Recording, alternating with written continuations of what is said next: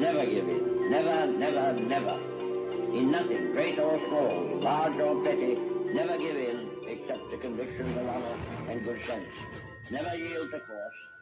Never yield to the apparently overwhelming might of the enemy. You're listening to the Outlaw Radio Network.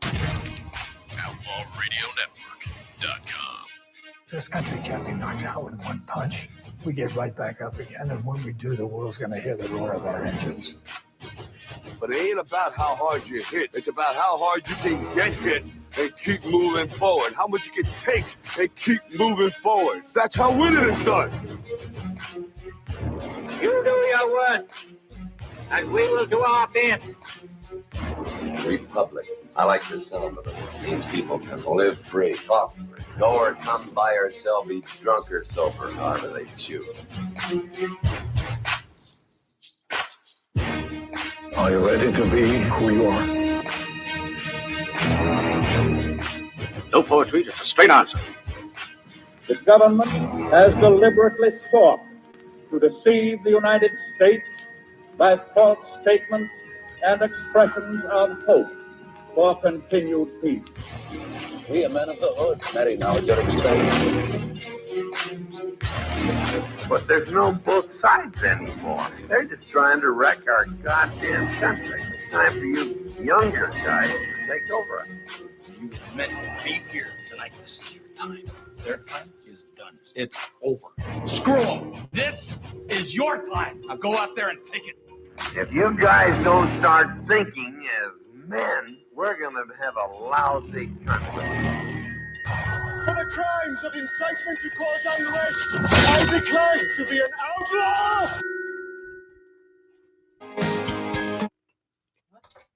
I didn't do that. What is happening here? Well done. Well done. It's happy little trees, you know. It's Happy okay. trees. So listen, I want everybody to take a deep breath, right? Absorb this with me for half a second. Where's Kevin Doe? That's what I was just going to bring up. It's like Waldo, but Kevin Doe. Folks, we get to have a rare treat. We get a night where Kevin is not in studio. He had something far more important going on. A family reunion and a family-wide preview showing of the Barbie movie.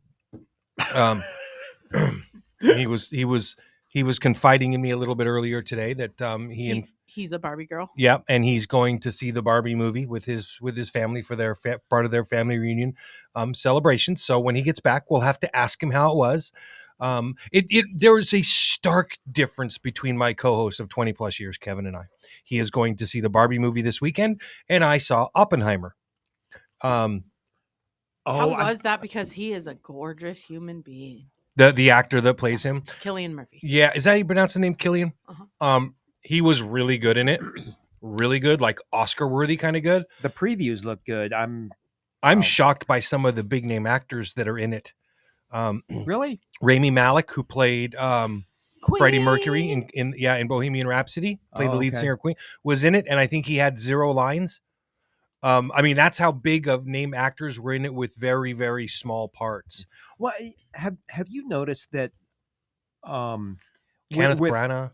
Yeah, with some of the projects that are coming out, film projects, be it TV or movie or whatever. Mm-hmm. If it's something that's really, really intelligent, mm-hmm. that there are some A-listers that they just want to be involved. Correct. Well, like Drunk History. Have you ever paid attention to an episode of Drunk History and seen the A-list? It has been a while, but I have not. not. It's been a while, but I did watch it when it first came out years ago on History Channel. Yeah. I will say that there was an interview with Matt Damon, who decided he was going to take a year or 2 off from acting. He wasn't going to do any projects, but the agreement because he wanted to have some family time. Mm-hmm. The agreement he had with his wife was unless Christopher Nolan called, and of course Christopher Nolan made Oppenheimer. Right. And so he called. He goes, "I don't care what the part is. If you want me in a movie, I'm in it." Right. And it was Oppenheimer. So Oppenheimer. I don't know. Whatever. I'll tell you, I knew the general gist of the story. Mm-hmm.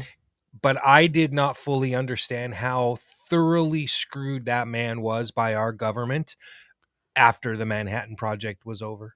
And he absolutely, and listen, there's still a lot of mystery surrounding, and the whole thing came down to one very simple fact, was that the Soviets developed a nuclear bomb not long after World War II, and the gist of it was that there had to have been somebody within the Manhattan Project itself that was feeding information to the Soviets. And, they figured, well, Oppenheimer handpicked the whole team. He had to have known who it was. Well, there were some things, and he was a former member of the Communist Party. He was sleeping with a woman that was a Communist Party member and stuff like that. So there was some good stuff, a lot of stuff that I, had no clue about. But it was very, very. If you are into the deep historical drama about stuff that's recent enough that we've just like read about it in the history books and stuff, definitely, I could definitely recommend it. But you've got to be willing. Like, isn't it like 3 hours long? Yeah, it's long. Yeah. I would say this: people like my wife, I love you, Katie, would not be able to sit and watch that movie, because every 30 seconds she'd be like, "What'd he say?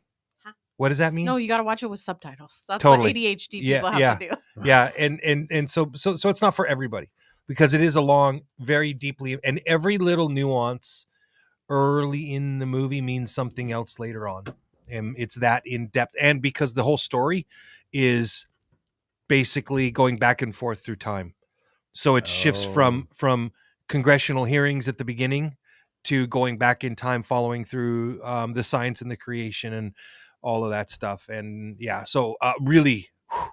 Does it keep you enthralled?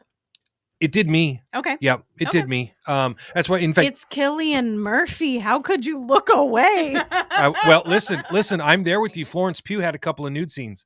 I was totally down with that. And I will say this: one of the strangest scenes in a movie, and I'm a big Christopher Nolan fan. The dude is not good at shooting intimacy. Like he's never, in my opinion, shot a scene with intimacy that was very good.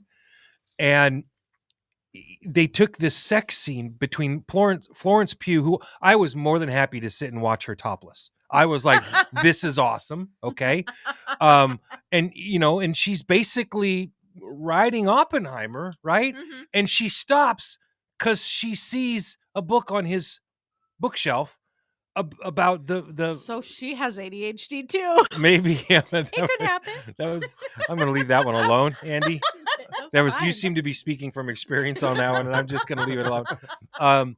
And she literally stops in the middle of having sex with the guy that she's completely infatuated with because of his mind, right? Gets up and grabs the book off his shelf and then reads to him his most famous quote ever. Look, though I have become death or whatever. I can't quote it precisely. I am become death. Yes, the destroyer of worlds. Yeah. And she opens it up and she reads it from the Agnihotra, which is the Indian book on a lot of Indian stuff. I don't know. I'm not familiar with it. But anyway, so I'm just kind of like, dude, you just took a sex scene with a sexy woman and one of the smartest men that ever lived, and you just kind of turned it into a meme. Maybe it happened though. I'm thinking not, but I could be wrong. I mean, it could have happened. I'm thinking if I'm in the middle of an intimate moment like that with some woman that I have a lot of feelings for, and that happens, it's not going to work long term. It's just not, because Andy is literally turning 3 shades of red, and she's like getting closer to her computer screen. Like I'm talking about I'm this. looking. She's looking at the scene. She's looking for pictures of Cillian. Yeah, that is accurate. Yeah. I just want to see Cillian Murphy. That's again. okay. Did Christopher Nolan have anything to do with the Peaky Blinders? I don't think so. But that's Cillian, that's literally what I'm researching. Isn't that the series that Cillian Murphy was in? That one of them, yes. Is that how he got famous? I think he was getting famous before that, but that blew him up. Yeah, I know. Else. I have not watched that series at all, but I've heard nothing but good things about it. So you would love it. I've started watching it. It is really good. I don't even know what it's about. I just know it's a period piece, right? Peaky Blinders was a gang, and they'd have the razor blades in their little flat caps, and so they would blind you. Peaky Blinders, because they'd take off their cap and razor you in the eyeballs. So that's how they got their name. Damn. So it's for sure. Family friendly. Why do you think tonight? I'd love it? Because it's pretty watery and that's morbid and hot. Well, you know how you take your She's hat. like, it's morbid and hot. Yeah, you know, you take your Murphy hat is off hot. and just whack someone with it. I have developed this distinct opinion of somebody sitting in this room that would like watch Friday the 13th to get in the mood. No, that's that's horror. Freddy that's Cougar? accurately No? inaccurate. I would watch you watch the Manson documentary family on Ted murders? Bundy, probably. But That's no. that is terribly disturbing. I just want you to know. He Honey, was dead before I was born. It's just this idea that your husband, your cousin, your cousin, My cousin. your husband's gonna walk in the house some night, and you're gonna be like watching this documentary on the Bundy murders, and he's gonna start lighting candles. He's like, wife's in the mood. Yeah, here we go. Hang on, I gotta back up for just a second. Close, but not quite. Did I? What? Did you say he was dead before you were born? Bundy. Bundy. They killed him like. Was it the first or second time they pulled the switch? Yeah, right. Like right. There was a few months or a few months to a year before he was dead in '86. And you have a strange, you have an interesting connection to Bundy. You have more than one. Oh yeah, my mom knew his mom because she went to UPS. Crud, I knew that they like your houses. My house, my first house touched like fence neighbors with his childhood home. He used to deliver papers to my English teacher in high school. Well, when I was in high school, my English teacher, he was her paper boy. Do you think, I know you study this stuff. Uh-huh. Do you think, I've watched a couple documentaries on him, including the one that they did on, was it Netflix or Hulu? They've done them on all of them. The one that had, oh my God, now I can't remember the young actor's name. Zac Efron. Yeah, which I thought he actually did. Which was not really a documentary. It was a movie. Yeah, it was a movie. Do you think he was responsible for all of the murders he was accused of? And do you think there were significantly more? I think there were probably some. And at the same time, a lot of the people who know they're going down want to just have their name so they'll claim things they didn't do. Right. But I think they were probably pretty accurate by the end because he seemed to come clean about everything once he knew he was. Because he did some audio tapes and stuff like that. Yeah, the Ted Bundy tapes, I think, are on Netflix. The movie you're talking about, I think, I'll look it up. It's on Netflix. I think there's a thing on Amazon or on Hulu. Yeah. Another series. She got me addicted about a year ago. She started talking about this stuff, and so I started watching it, and then I got. But talking to cops at 2 a.m. when something happens outside your door and you have a shirt on that says serial killer. That says like I fueled by caffeine and true crime. I'm like, I promise I like to watch this stuff on TV and not out my window. And they're laughing at me, and I'm like, I promise I'm not like chasing you. It just you happen to have this bad situation happen out my window. I could see it now. She's looking around. She's like, "Is Sheriff Ed Troyer here?" Yeah. Just checking. He's not. Anybody? No. Okay. Because Ruston and Tacoma were fighting each other because it happened right on the line. Oh my goodness gracious! I don't. So I'm a. Oh, this sounds silly. What a silly way to start a show, but it's funny, especially since we started off by talking about a movie. Hey, Outlaw Radio Network, thanks for tuning in. St. Paul, the voice of reason. Are you feeling reasonable today? Am I feeling reasonable? Yeah. I mean, you're the voice of reason. You feeling reasonable? Do you know why? Do you know how I got the name the voice of reason? I don't. Because sitting in a room doing radio with Kevin, I was clearly the more reasonable of the two of us. So that was, and that came from listeners to the show. That was while Kevin was in the midst of his signing my hiney tirade. Yeah, he would have. You guys don't know this about Kevin. Well, he signed your hiney? No, not mine. Oh, okay. No, but he would have women come into the studio, and he would give out prizes, and he would sign their butt cheek with a Sharpie. Oh yeah, yeah, signing my hiney. Yeah. So. Yeah, I mean, he's not always been the complete gentleman that he is today. Well, he's a gentleman today? I've heard story of the big radio show. Yes. Yeah, I wasn't around. Yeah, I was a guest on the big radio show for a while. That's how Kevin and I started doing radio together, because I was doing the morning drive, which is a totally serious, you're talking news, weather, traffic, and all that kind of stuff. And I will say, and you are showing me pictures of your next ex-husband. Yeah, right? Is that him? I can't. The extremely wicked, shockingly evil, and vile is the Zac Efron Ted Bundy movie. Yep, that's it. There we go. So I wanted to ask you, because we were kind of on this for just a second, and you are a connoisseur of mass murderers, right? That just doesn't sound right. It doesn't sound right, but yes. Right? She is not Jeffrey Dahmer the Nommer. Well, no, I'm not the people Nommer. Yeah. So there's a lot of things that go into how you perceive serial killers, right? There's etiquette, there's style, there's the actual brevity of the crimes that they can. There's all kinds of things that go into it. Mhm. So I'm just curious from your perspective, Miss Fueled by True Crime. Who do you put at the top of your list of most devious serial killers? And why? Devious. This is going to give us some good insight It into her will. psyche.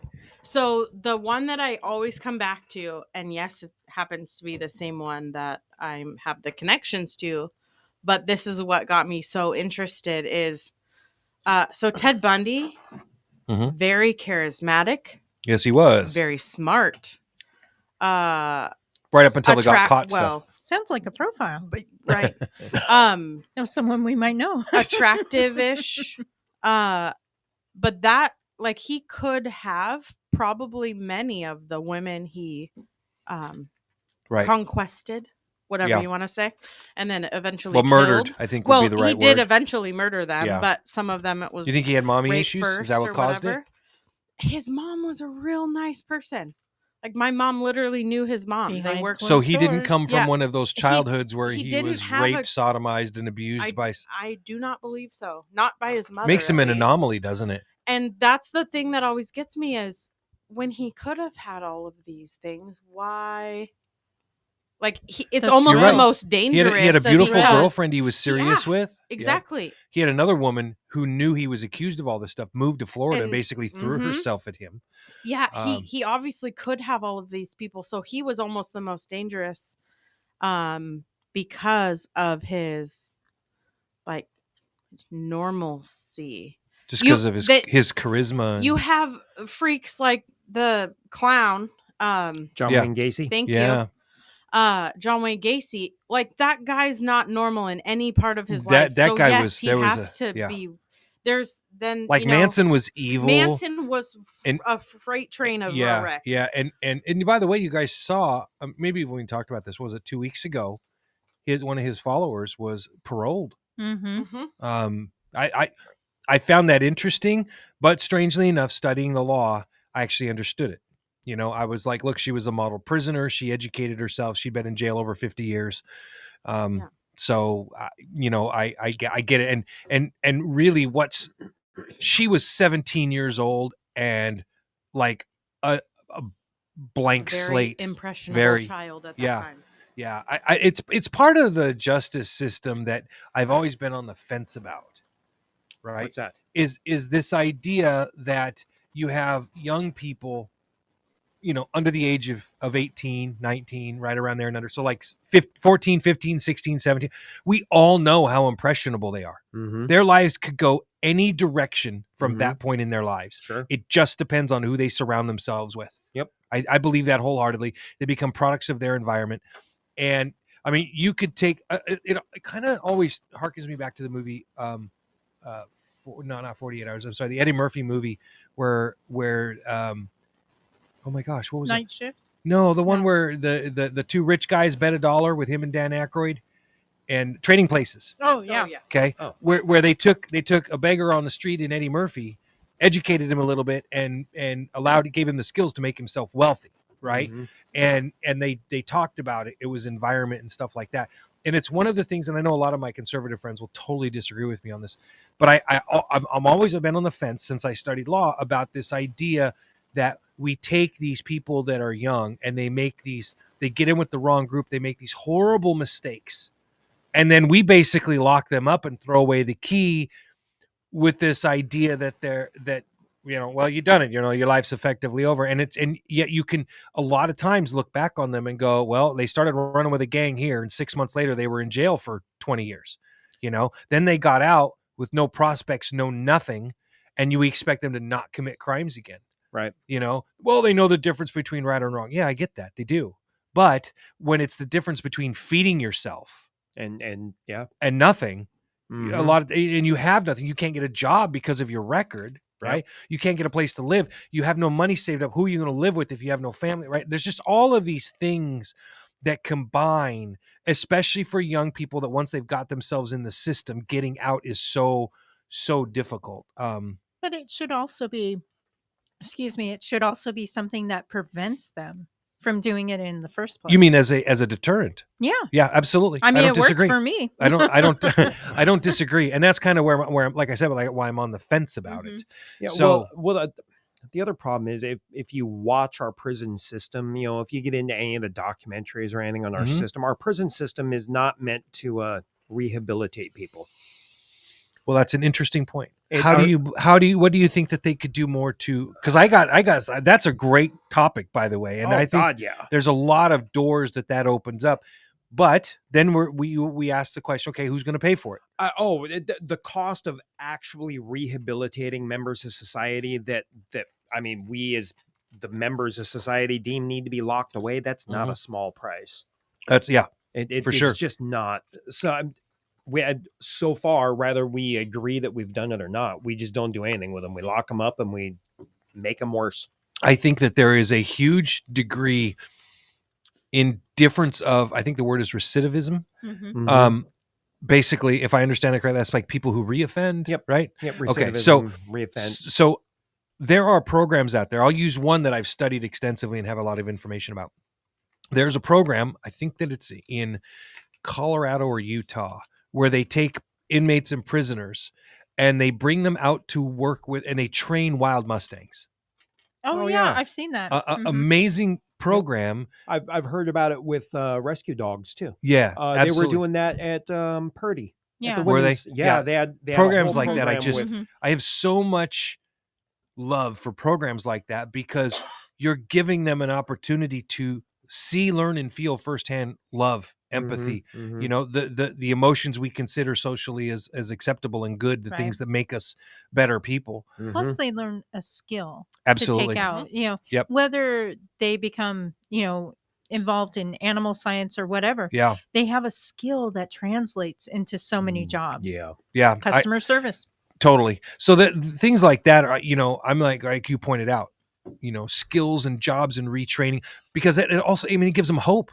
Oh, when I get out, I can go do this, know, and the more programs that they would have that they could offer like that, I just feel the better. But it's this idea of taking people and sticking them in a concrete room with 4 padded walls and saying, you're going to stay here for 10 years. And then whatever you do when you get out, we don't care because we know you'll be back in here. That doesn't do a damn bit of good, I think, for our society. Well, so I don't know. Well, you're going to have to say that because we're going to go to break. Yeah. But that's where I'm at with it. So again, Andy's here. We were talking to her earlier about some freaky stuff. Lori's here. Bob Ross behind the boards. Dennis is running around somewhere. Black Tom and St. Paul Outlaw Radio Network. Stick with us. Touche.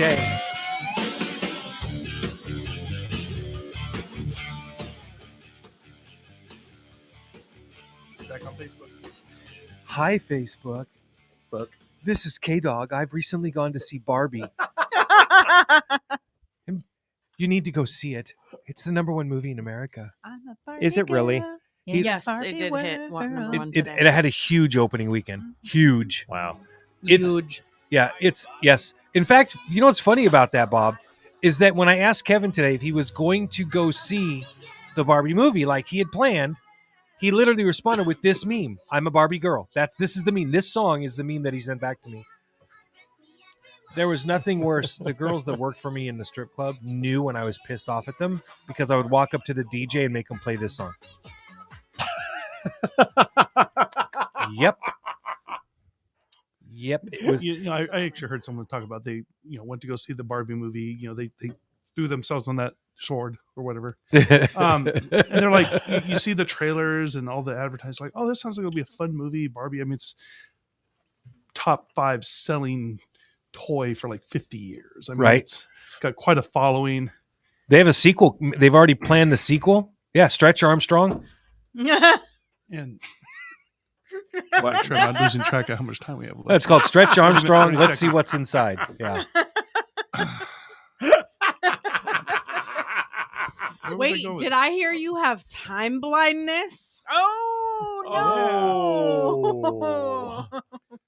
I can't even. Anyway, 20 seconds. I can't even talk about that. I literally had to sit back and go, fuck. Oh, shit. Yeah. Oh, that's right. We're on Facebook right now. Yeah, that. Tom was like looking for the dry erase. I was just going to say, all right, Outlaw Radio. .com.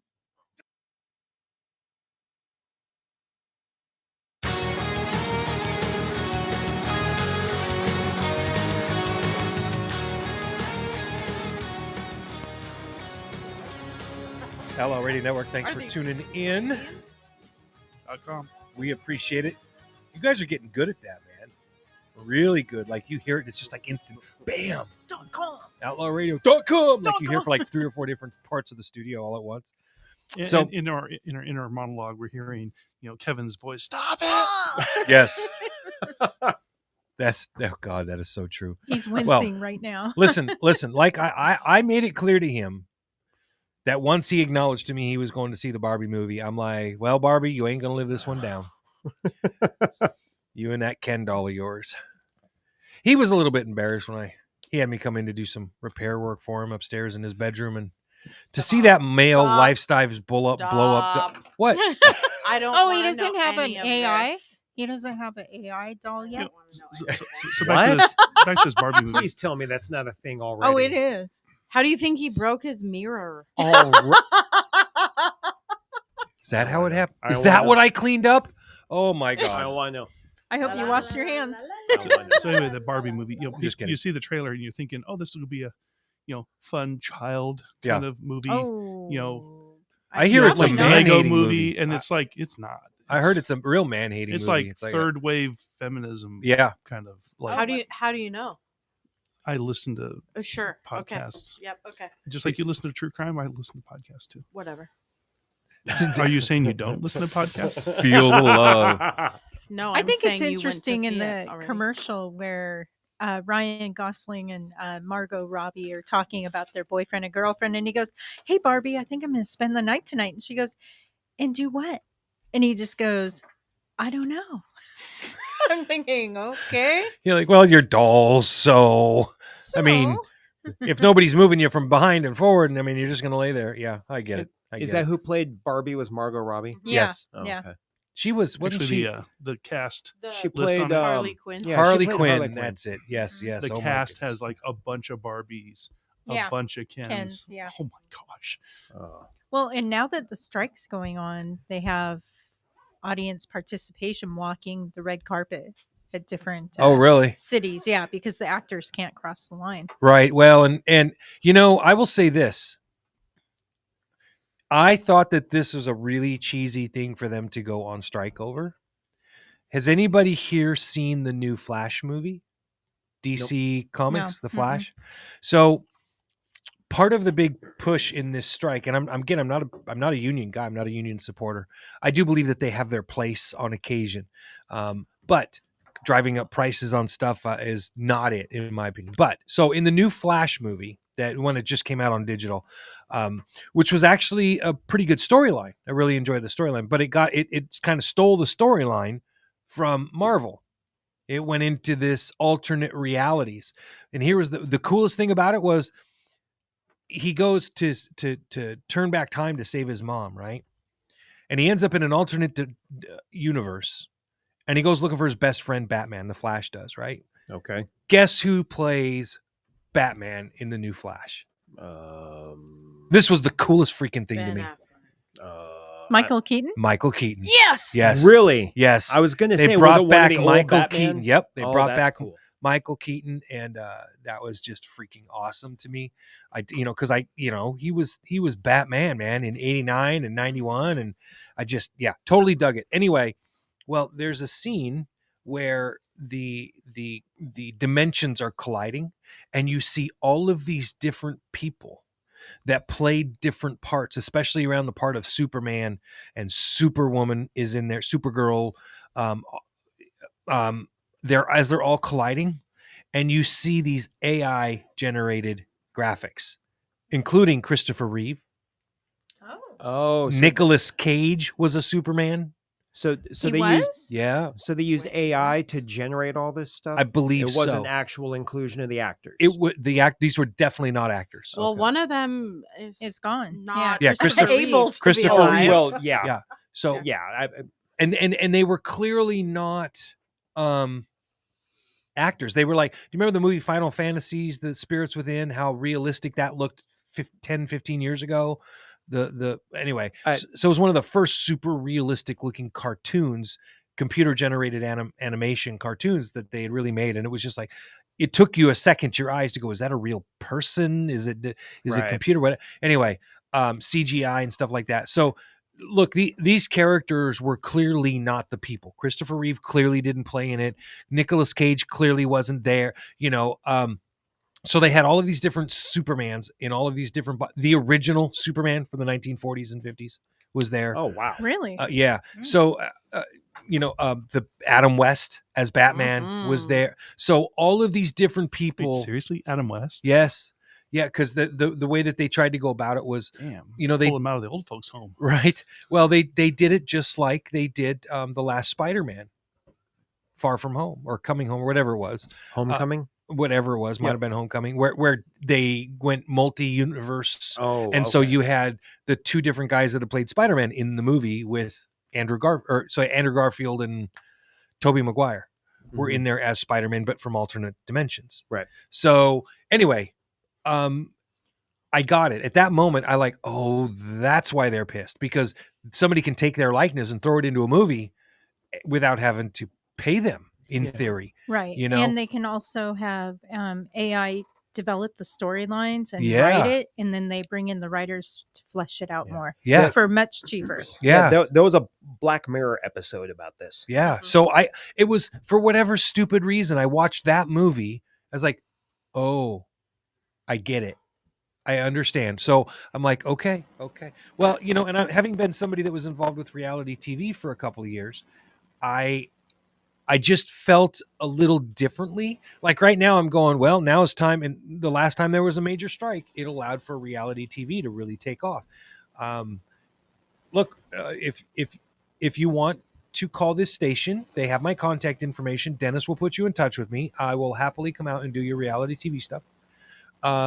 These guys can fend for themselves. They're fine because the money's good. So, wow, what else am I supposed to? It was, at the time I was doing it, was $5,000 an episode, which was a week. So that's not terrible. Yeah, $5,000 a month. So for going out and doing whatever you were going to do, we were filming episodes of, investigative stuff like In Search Of. So it was cool stuff. Anyway. So we did have a reason to be talking about serial killers. Dun, dun, dun. Dun, dun, dun. Fill us in, because Andy. of House Bill 1177 that went into effect today. It's better than 5599, which Cold case also, unit for missing and murdered Indigenous women. Yes, that went into effect. So that one, which was going to be the first kind of cool That's topic what we that call a segue. Yes, it is.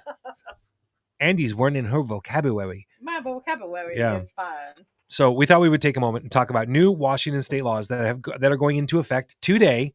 So these are some of the key ones, right? So like, this isn't every one.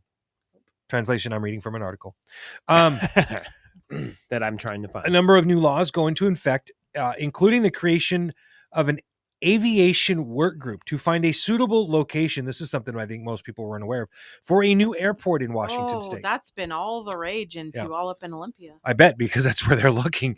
Oh, they're looking in Puyallup? That's just the rumor mill. I don't know. Annie may have more information about that. Where? You know where the current one is? They're talking about maybe that expanding it or doing something else. Yeah, the one right behind McDonald's and the Honey Bucket. The Honey Bucket, yeah. Here are some of the new laws that go into effect today, Sunday. They've got one we just talked about, the Aviation Work Group. The law replaces Commercial Aviation Coordinating Commission, yada, yada, yada, BS, the name that they had for the group, and replaces it with another one as they consider plans for new airport. The work group is responsible for evaluating the long-term aviation needs of Washington state. The group is also tasked with considering all the possible impacts of a new airport in Washington and is required to submit progress reports by July 1st of every year. So this to me is the pinnacle of government work, right? You group of people decide where are some good places to talk about. You're not making decisions. You're just finding good places for us to discuss building a new airport, and you only have to report in once a year. Okay, that one is good government work example. Here's a good Washington government work example. This can't go well. Mother flipping Jay Inslee signed the bill into law in May, and it goes in effect today that Washington officially has its first state dinosaur, the Succosaurus Rex. The what? What? I might have said it wrong. It might be Succhiosaurus Rex, but it's the Succosaurus Rex. This is literally J. Dolph Inslee's BS Hold on. Washington. Hold on. The Succosaurus Rex. Are you- I'm not joking you. You've got to be Succiosaurus. HB 1020, Succosaurus. first state dinosaur. Washington officially has its first state dinosaur, the Succosaurus Rex. I'm not wrong. Sushiosaurus Rex. Or the Succosaurus Rex. Because Washington. Well, English was not my strong suit, but I'm pretty sure that SUCIA Saurus Rex, Sushiosaurus. You can't even say that very well. Succosaurus Rex. So we'll stick with Succosaurus. I'm going to call it the Glory Hole Rex. Oof. Pretty much. Succosaurus glory hole. The dinosaur represents the first dinosaur fossil ever found in Washington state by paleontologists back in 2012. That's your Washington money, folks. The fossil belonged to a theropod, a two-legged meat eater, It was like the like a mini Velociraptor. T-Rex. Yeah, and the T-Rex, according to the Burke Museum. Burke Museum is a really cool place if you've ever been there. I would like some money associated with all of these bills that are Yeah, coming how much across. money did How go much into money that? did we spend on that? How much money are we spending on these airplane or air? Oh, that one a Airport, lot. maybe. Yeah, Yeah, airport. I was going to Because say we've done that at Everett. We've done that at Bellingham. Now we're going to check out Puyallup. we're Come doing on. it in Gorst while we study how to widen the roads there. That's Oh, the good biggest Lord. waste of Yeah, money. there is no way to widen that road. The only way you are widening that road in Gorst is to take up a whole lot of space where they've Mhm. got the overpass and Jimmy D's and the Mhm. gas station, because you can't go further out in the water. No. That mud will No. it'll whatever you put there will It'll just sink. drop. Yeah. I know. I used to own that building right there on the waterfront, man, and Mm-hmm. you would pop open the floor, the subfloor, to work on any of the plumbing or electrical that ran under the building, and there was consistent 2 inches of seawater underneath the building. It was bad juju. Bad juju. But so the study there in Gorst, I mean, it's Washington State. So this aviation work group is going to be a bureaucratic nightmare, waste of money into a bureaucratic black hole. For sure. Yeah. All right. Now, next one. The Tyler Lee Yates Act, which is addressing the fentanyl crisis. I like this. We're going to address the fentanyl crisis. No, they're Let's not. leave the border wide open so the fentanyl can flow across. But let's address it here statewide. Is this? Would you have the number associated with that? Is it 5536? No, they just There's a address- few different things. That, Nope, it actually doesn't. This doesn't even bother. It just says the Tyler Lee Yates Act. Yep. Yeah, there's a bill 5336 that has to do sort of with that too, but it's different. So I'll read this one, then we're going to go to break. This legislation makes the purchase, sale, and possession of pill presses a Class C felony in Washington State. Both House and Senate chambers passed the bipartisan sponsored bill unanimously after lawmakers said the presses have been used to make counterfeit pills containing fentanyl. Duh. That's not a solution to the problem. Not at all, is it? It's like taking guns. Yeah, not going to do it. Not going to do it. All right, outlawradionetwork.com.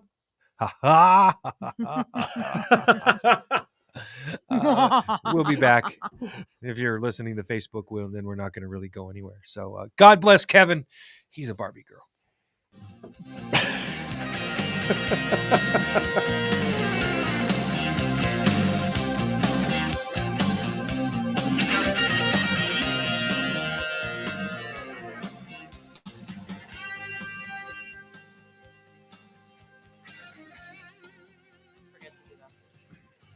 We are on Facebook. I'm practicing here. I want to make sure I tell everybody. Hi, we're on Facebook. Well, Hi, we're, faces. We're on Rumble. We are on Rumble. Yeah, we're Rumble and Facebook. Well, what are Spotify? We're on You can find us on Spotify. Spotify. YouTube. Outlaw Radio Facebook? Network. No .com though. Yeah, for sure. Well, it's rumble.com, isn't it? It is rumble.com. I always thought the name Rumble was an interesting name for Are like a people video fighting there? platform. Right. That's what, I'm like, it's it sounds like the Octagon, right? I mean, you're just like, are videos fighting against each other? No, not really. It's good to have these additional platforms for sure. You just said that videos fighting each other. Now I've got this idea in my head that like in 25 years, we're going to have AI MMA. Dude. I'm just like, how do you decide who wins that match, right? Oh, the better coder wins. I don't know, man. What one program deletes the other? I don't know. Yeah. Talk. You guys talk. That's enough. Oh, I hear an Amber Alert somewhere. Yeah, I do too. You guys heard an Amber Alert? Mm-hmm. Or is that the testing of the radio system? Is that what the Amber Alert heard? Just checking. The Amber Alert heard? Hashtag too soon. Wow, that was pretty good. Okay, but Amber Alerts That was are serious pretty good, and Phil. Amber Heard is a turd. Yeah. It was at the widow, and it was clearly the doggy. It was the doggy that did it. Yeah, right. Since Kevin is a Barbie girl, I declare he wears a pink shirt next Sunday. Well, Kaylani, I'm down with that. That's Miss Culture Galaxy you're speaking Miss to. Culture Galaxy. Yes, cool. it is. Cool. We met her at Relay. All right, 10 seconds. Oh, She's that was amazing. the pictures and stuff. All right, Outlaw Radio. Hang tight. We're not going anywhere.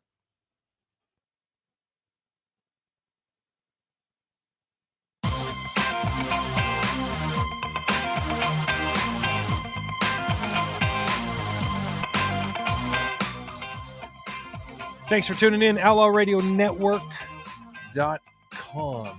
See how calmly, effectively, precisely. That was precision. It was like that was like surgery. Yeah, but it's so much more fun when the .coms go flying around the Right, room. And right. They're like haphazard. dishes in a Yeah. in a house with a pissed off wife. And you got a know. duck and .com. It's like crashing plates and coffee cups all over the place. And I feel so proud because I started it. You know, I really got the ball rolling with it, and imitation is the greatest form of flattery. Hey, so. you've got a fan club in the chat that dives in on the .coms. That's perfect. It is. I it is. absolutely love and adore that. Okay, so let's get back to our laws that are going into effect here in Washington State today, right? Because we should all listen. Have you guys ever thought it was weird that legislation gets passed every year and nobody, like, it's not like they mail a pamphlet to our homes telling us what all the new laws are. And unless you happen to catch a news broadcast that tells you, how are you really supposed to know? They're like new codes in construction, right, Tom? Like, unless somebody hands you a booklet every year, here's the new codes, Tom, follow them all. Yep. There's just no way for you to know unless you go and spend hours and hours that you should be out working, generating revenue, right? I mean, you just don't know. Well, I mean, you have to do it in the trades as an electrician. Yes. Continuing ed every year. Absolutely. You know? Okay, the next act. So we just talked about the pill presses, right? No more using pill presses to make new pills with fentanyl. Like why does fentanyl have to be? I mean, it's like, come on, why use a pill press to make fake anything? Well, the people that are putting fentanyl in pills are not going to pay attention to the fact that they cannot legally own a pill press in the state of Washington. Mother and ding. Not only that, those pill presses are probably all operating in Mexico. God damn, you were smart. We have such an intelligent career, I'm telling you. Okay, so the next law going into effect today in Washington State, the Death with Dignity Act, wait for it, expanded. Ooh. We want more of you to die more freely. Washington voters first approved the Death with Dignity Act in 2008 for those with fewer than 6 months to live. Under the new law, access to providers who have authorization to assist is expanded to include advanced registered nurse practitioners and physician's assistants. Additionally, the new law allows the medication used in the process to be mailed and eliminates waiting periods after medication is requested. Can I just be the first one to say this because you're all thinking it? What could possibly go wrong? I get medications mailed all the time. That's my point. Like, I mean, if you want to commit suicide, just be like, get on a list. I guess. She'd be like, just, can I talk to a PA, please? But I just need to have proof. How do I have proof that I'm only going to last 6 more months? Your terminal. I think that has to be a consensus amongst. Well, you probably do have to have a term. But listen, if you know that you've got less than 6 months, but if I know my neighbor, I was just going to say, and you really hate somebody, you like really hate them, and you're like, I want to take them with me, like. I don't know. I mean, I know we're really stretching it here, but you not know, that far. This is radio, right? Yeah. People literally feed their husbands because I was just listening to this. And he's like, I'm a true crime fan. I tell you some messed up stuff. Antifreeze because it's sweet and you don't taste it. Yeah. Mm-hmm. Oh, if you know that smell though, I know the smell of ethylene But if you glycol. put it in, apparently, if you put it in raspberry tea, that it masks the smell. Dateline, 48 hours. Yes, About it is. 10 years ago. Hold on. Time the freak out. Do you realize that sounded real bad, and right. I realized it after. But here's the thing: who do I have? I don't have anybody. I don't know. And should somebody ever save this and he's like, I'm going on a date. I got a date with a hot dude, right? And then somebody's like, yeah, you may be dating this chick, but check this out, brother, right? Yeah, this be no stuff. Be nice. Good Lord. And now you wonder why Kevin is worried. And don't forget, don't confuse ethylene glycol with propylene glycol. Totally different. I don't do that. I will tell you, interesting. Propylene glycol does get prescribed. I don't know what he's talking about. I don't either. Okay. I wouldn't mix it up. Prep. It's all the things that make your colonoscopy your possible. Colonoscopy prep, which I'm driving someone to their colonoscopy Tuesday. That is disturbing. I'm so nice. It's just disturbing. I don't understand why people make a big deal of the colonoscopy. It's not a big deal. Kevin I don't freaks either. out. The colonoscopy is not the problem. It's the prep. The prep is It's not the prep. pleasant. That's They not fun. they told me I mean, we can put up with Kevin. We can put up with prep. I mean, it's not that. My doctor told me at 51 I needed to go in and get a colonoscopy. I said I ain't bending over for that stuff. You don't have bend to. over. You lay down at the table. Okay. Well, Kevin surely seems to think he has to bend over. And they put you out. They But then once do a you're light done, sedation. You don't as long as you're clear, all you have to do is leave a stool sample. Right. Well, I make a good stool. Like as long as the legs are proportional. Anyway, yeah. Tell when next time Kevin comes on, he talks about having to take a colonoscopy. Let's just explain to him that the bending over and taking it isn't the hard part. Yeah, it's the two hands on the shoulders and somebody grabbing you saying cough that's problematic. It's the ankles. It's the grabbing of the ankles. Grabbing of the ankles, yes. Yes. Oh my God, we're so going to hell. Yes. All right. The next law going into effect tomorrow, landlords' claims for damages. This is an interesting one. The law does several things, including extending the timeline landlords have to provide documentation showing that they are right in retaining all or part of a tenant's deposit. I actually agree with this. Yeah, I was going to say this is the only good thing to happen to landlords in Washington in the past. Agreed, because they have thoroughly gotten the shaft. Absolutely, 1,000%. The timeline is extended from 21 to 30 days, which when you think about it, it's not that much. You got to find a contractor. You got to get a bid. Yeah, you have an extra week to get a bid from a contractor in order to justify. Additionally, landlords must provide documents or receipts to substantiate damage costs withheld. And so when it says documents, that's like bids, estimates for the work to be done, because in that amount of time, if you're not a contractor as a landlord, you're not going to be able to go out and get the stuff you need to make the repairs that fast. You just can't do it. And contractors are generally too busy. I'm almost 2 months out on my timeline scheduling for customers. So most of the landlords I know are all their own general contractors. Yeah. And they know how to do most stuff. Yeah. And if they're not, they've got someone on retainer that is it's for sure with good reason. Yep, absolutely. Additionally, landlords must provide documents or receipts to substantiate damage costs withheld from a tenant's deposit.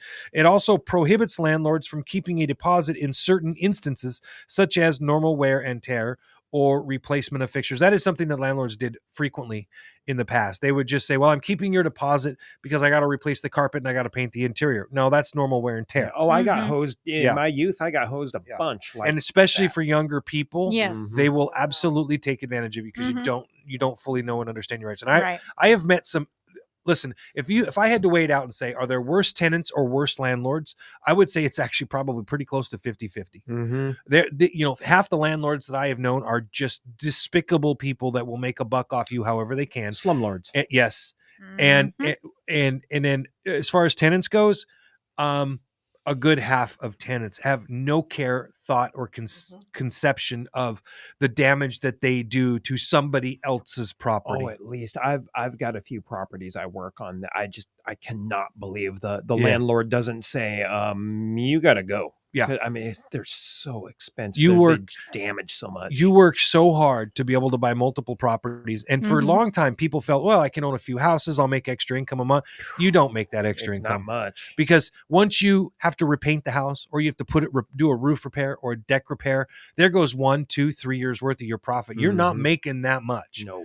Now, I will say this. Some landlords right now are taking advantage of the economy. And you will see here locally, Kitsap County, my 2-bedroom or 3-bedroom, 2-bath house on a corner lot in downtown Bremerton, I want $2,500 a month.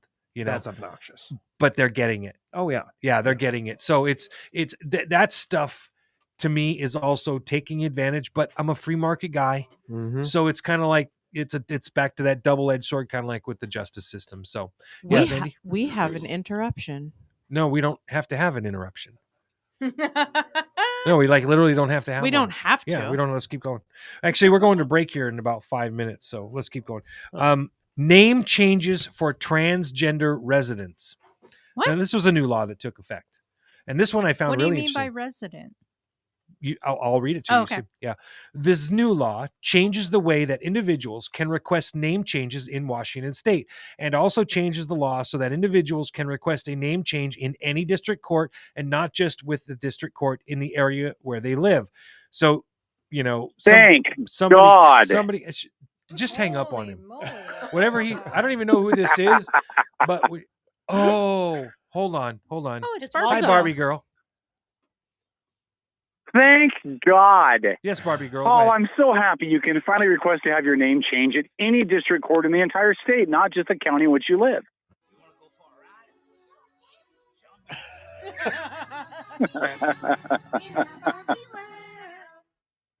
You have no idea why everybody's laughing, do you? I don't, although I know that you erroneously said in the chat today that I was going to see the movie, I didn't which say I did not, nor will I just posted the clip of what you sent to me.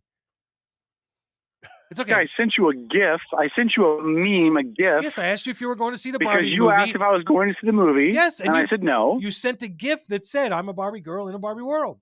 It's pretty No, affirmative. the gift I sent you said no. The gift I sent you said, "Come on, Barbie, let's go party." Oh, my bad. So if you're gonna That was don't even worse. misrepresent my. Yours is even worse. Holy cow! I Hello, gave you too much Lori. credit. How are you, Lori? I'm great. How Good are to see you, Lori. Good to see you too. Who else is in studio tonight besides Paul? Boss baby. Hello, Boss Baby. Hi. Black The radio Tom. wife. How are you? I'm lovely. We talked about serial killer. We so did. Like, She's I'm fine. she's glowing. She's glowing like she's pregnant. That's probably the closest that Boss Baby's ever had to she's ever had to having an orgasm while listening to this show. That's perfect. Who else is in studio? Hey, Kevin. Have you been drinking, Kevin? No, not at all. Not. I actually haven't drank at all this weekend.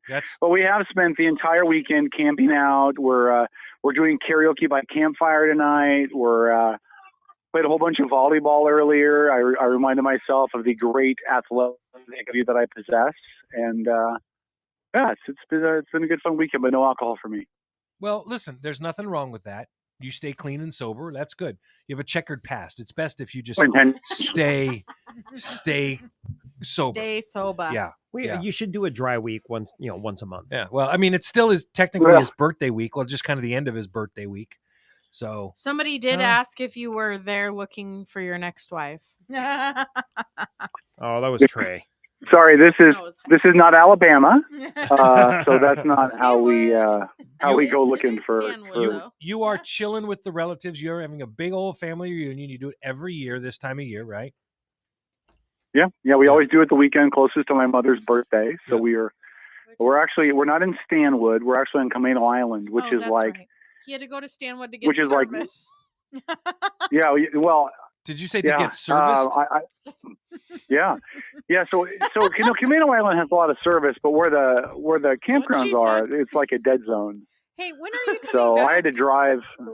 I had to drive to a coffee shop on Friday because every Friday I pay my bills. I had to drive to the Starbucks in Stanwood. Yes, Stanwood has a Starbucks now. Yes, they do. So I could pay my bills. It was amazing. I come back tomorrow. Oh, can you stop by the cookie mill and just get me a cookie? The cookie mill? Yeah, the cookie mill. So Remember just the one mill? cookie, dude. Just Is the one cookie mill in Stanwood? Yeah, it's on your way out. Where's it at? What? Where's it at? It's over by the. This is gas- enthralling radio, by the way, I for those know. of you who have no idea where the F Stanwood even is. Kevin, I brought It's over by where is Jimmy's. the cookie mill in It's over Stanwood? by Jimmy's. It's across from Jimmy's. Hey, Jimmy. Is it right next to that coffee shop? Yeah. Oh, I know where the cookie mill is. Yeah, because Yeah. So here's the disadvantage doing camping with teenage girls. I know we're going to break, but I had to drive into Stanwood every single day to buy them coffee. It's torture. Hey, we're going to break, everybody. It's Outlaw Radio. Stick around. More of the show after this, only on Megatalk. And Outlaw.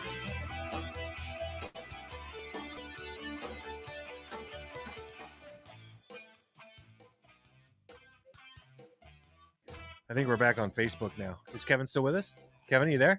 Hello, Kevin. Are you getting service What again? kind of cookie do you want from the cookie mill, Lori? Whatever. I'm pretty open. Like chocolate chip, or are you looking for something exotic, like with macadamia nuts? No, don't give me macadamia nut. Oatmeal raisin. Oatmeal raisin, is the oatmeal chocolate chip, peanut butter, chocolate Maybe chip. they have an assortment. Maybe I'll get you an assortment of cookies from the cookie Those mill. cookies are huge, so you have to eat some too. It's like crumble. I can't eat them because they have a lot of sugar and a lot of stuff I can't eat. I brought bacon in studio, Hey, and you're not here. Yeah, we have bacon here. Where are you? Well, listen. So check this out. And Paul, since we're on Facebook only now, right? Yeah, we are. Paul can suck my erect penis. I am down 25 pounds. I'm down 25 pounds, and he couldn't even notice that I'd lost any weight. So suck it, Paul, you jerk. You know what, dude? It's my bad. I'm just not used to examining men's asses. I was gonna say. And like checking out for their waistline. I love you like a brother, but not in the way that I would ever take notes on how much weight you look like. Notice those things about friends. No, Kevin, they literally don't. They don't, Kevin. They notice They when you literally change your do. hair They color. literally do. They notice when you're sleeping with another person, right? They don't notice when you lose a couple pounds. Hold on, Paul. You it went- took you a while to realize that she was sleeping with another person, so I don't know if you're the right person to. Well, you know, I do have to interject here. The powers of observation of some people. You know, I blame the ADHD. Just for- blame the ADHD. Well, for a very short little while, I had kind of a really short full beard. And I decided I was done with it. It was itchy or whatever. I went home. I shaved it all off down to a goatee. This, a year and a half ago or whatever. Kevin didn't notice, did he? F-bomb didn't notice. I walked around the house for like 2 days. Okay, but in That her must mean it tickled the defense, same. in her defense, it's just you get used to a person looking I a certain way, I so know. it's kind of a Hold shock. on, Yeah, hold but you on, get but that Tom- scruffy feeling that women always complain about. That's They're what I'm like, saying. It must have tickled the same because she didn't notice. Yeah, could be. That's why But hold on, that's what but makes that hold on. landing strip so great. You know what a landing strip is, Kevin? Here's the deal, though, Tom. You know damn well that if you finished off the last of the wine, she'd have noticed that. Yes. Well, the last Anyway, of the listen, bourbon. I'm going to get The off last the of the phone. bourbon. I'm going to go back to Fireside Karaoke. I wanted to call to say a couple of things. One, I love you guys. I'll be back on Wednesday. Paul, thanks for being there tonight. Tom, thanks for being there tonight with no holes in your nipple spots. Lori, thanks for being there tonight and not killing Paul. Andy, thanks for being there and not killing everybody else. Okay. And Bob Accurate. Ross, close. It thanks for being there. I did Yeah. think of murder when I came in today. Hey, you've been She walked in requested and to talked about wear your outfit that I hate the most on Wednesday. Your cut off salmon peachy shirt, sweatshirt thing. You've been Who's specifically requested that? Well, Kehlani. after the listeners found Miss out about you Culture and Barbie. Galaxy. Miss Culture Galaxy from Relay for Life. Kehlani. Oh, she wants me to wear that? Yes. Is she going to be in studio on Wednesday? I will talk to her. How about that? Okay, I will wear that shirt. I will wear that on how much you hated Boss Baby. I know, Also, I 'cause I wanted to won't be remind here. It'll Dennis be to fine. start. I wanted to remind Dennis to. Sorry, I want to remind Bob Ross to start the recording for Atlanta. So that's the other reason I called. Don't worry, we're here so too. funny I have story. my chaos coordinator shirt on. It's fine. So funny story. Uh-oh. I'm remembering that start. I love you guys. I'll see you guys on Wednesday. Have a great remainder of the show. And Paul, Kevin, and go Paul, go keep Paul, getting serviced in Stanwood. Is the hotel Paul, still there? Paul. You can do that. The hotel. You know the hotel in Stanwood. The hotel and what do they call it now? The Stanwood Hotel. No, but it's not. Tavern? It's the Stanwood Hotel and Tavern, I think, or Yeah. Saloon or whatever. Yeah. That is the first place I ever sang karaoke. Did you really? You went in there I really. and you didn't die? Years and Did you years get and years the ago. like- hepatitis? Oh, that's where the hepatitis came from. Is that Did where you the get drummer penicillin afterwards? the drummer has his own plexiglass to protect him from throwing objects? Pretty much. You guys need to quit picking on the hometown. The hometown is a wonderful Hey, town. I grew up there. My hometown. I know. Isn't there a song about the I small know. town? All right, on that note, Yeah. Outlaw Radio. Oh, No, look at the boom. segue from Bob Ross. I say play And it. that We are is not a afraid here. segue. We are not afraid.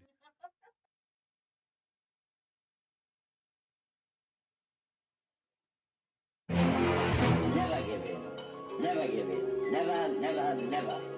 In nothing, great or small, large or petty, never give in except to convictions of honor and good sense. Never yield to force. Never yield to the apparently overwhelming might of the enemy. You're listening to the Outlaw Radio Network. OutlawRadioNetwork.com. This country can't be knocked out with one punch. We get right back up again, and when we do, the world's going to hear the roar of our engines. But it ain't about how hard you hit. It's about how hard you can get hit and keep moving forward. How much you can take and keep moving forward. That's how winning is done. You do your work, and we will do our bit. Republic. I like the sentiment of it. Means people can live free, talk free, go or come, buy or sell, be drunk or sober, however they choose. Are you ready to be who you are? No poetry, just a straight answer. The government has deliberately sought to deceive the United States by false statements and expressions of hope for continued peace. We are men of the hood, marry now at your expense. But there's no both sides anymore. They're just trying to wreck our goddamn country. It's time for you younger guys to take over it. You meant to be here tonight. This is your time. Their time is done. It's over. Screw them. This is your time. Now go out there and take it. If you guys don't start thinking as men, we're gonna have a lousy country. For the crimes of incitement to cause unrest, Declare them to be outlaws. Thank you. Brought to you by Footpicks by Key. We're back. I know. Hey, Paul, what's the theme for Footpicks by Kiki this week? Fungus. Dinosaurs? Oh my Lanta. Fungus. No, it's hobbit feet. Those of us like myself, my wife has told me for hobbit years feet that I this have week. hobbit feet. All right. Just because apparently they're hairy. Like nothing else on me is hairy except for like from the knees down. It's like really weird. I've got Bigfoot style. Might That's be awkward. It might be. I've Like got if my ping pong back was paddles for feet. you do, if my back was as hairy as like my feet are, I would probably kill myself. Because I couldn't handle it. It's interesting when I go to the pool and some of the guys have the rug on the back, and it's like, wow. Like Joe Biden, right? They like hairy legs. Yeah. Oh my goodness. I'm afraid. I'm afraid for this country. But the other boys, they like to rub up and down my legs, and they get to see the hair stand up on it. Wow. Where did that come from? From Joe Biden. That's what he said. That's what Joe Biden I know, said. but that voice. Oh. When I did the reality, dude, that stuff. That was the voice of reason. Yeah, right. We did all kinds of voiceover caricature stuff and everything. It was all fun. Anyway, shut up, Tom. No, that was awesome. Oh, for God's sakes. That was awesome. Oh. Who are you? Huh? I said, who are you? I wonder sometimes. I'll tell you. Yeah. It's the ADHD. Yeah, right. Yeah. Hey, did you hear? Yep. This kind of makes me happy. Being the oddball that I am on our little, merry band. Hey, of we weirdos talked here. about my happy place earlier, so Yeah. it's fine. Yeah. Tom's like, a girl from China with no friends reached out to me and said she's never met anybody like me.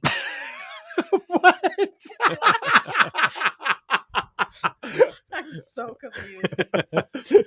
All right, Well, go ahead, Tom. Well, I don't want to step on Kevin's, toes with his. Don't worry about it. He's being serviced. Well, I was talking about his Russian, or his Ukrainian mail order brides. He first of all, he needs to do that, and I mean that with all due sincerity. Because not only does he need to find a good woman, Save he the needs Ukrainians. he needs to save a woman from sheer destruction. And just roll out the red carpet, rescue her, say, "Come to me in America." Right? Now, don't tell him that he has to fly there first so that he can get a fiancé visa because he has to have pictures and everything else. Oh, But yeah. so there's a catch. But he could tell her, just get her a visa, that she can come here and overstay it, like 92% of the rest of the people not from this country that come here and stay. Well, if he was smart, he'd meet her in Poland. Or Well, that's the something. problem. I You just would- said if he's smart. Yeah, I wouldn't go in the Ukraine. I don't think I would. Hold on. If he's smart, He'd would meet her in Poland. that's two different. That's smart and Poland. Oh, bite me. don't go together. I mean, plus, in all honesty, he's got a federal job, which may have implications as well. Yeah. Well, okay. Now we're getting too. I don't like hairy toes. Wow. It's Harry Styles. Hello. Well, all right, go ahead. Anyways, give us our cantaloupe, our best story. Cantaloupe. I've never mind. I'm not going down the cantaloupe rabbit hole. Did you hear that our nation is getting cranky? Well, I can speak of a couple of women in this studio that are cranky we're and not grumpy. cranky. We're feisty. We're They call us neurospicy. Neurospicy. Neurospicy. Is that God? We're not cranky. Help us. We're making up new words. All right. No, that's ADHD for you. You ever watch Vikings? I've seen a few episodes. All right. Well, we're sitting at the table in the longhouse with a couple of shield maidens right now. that have synced.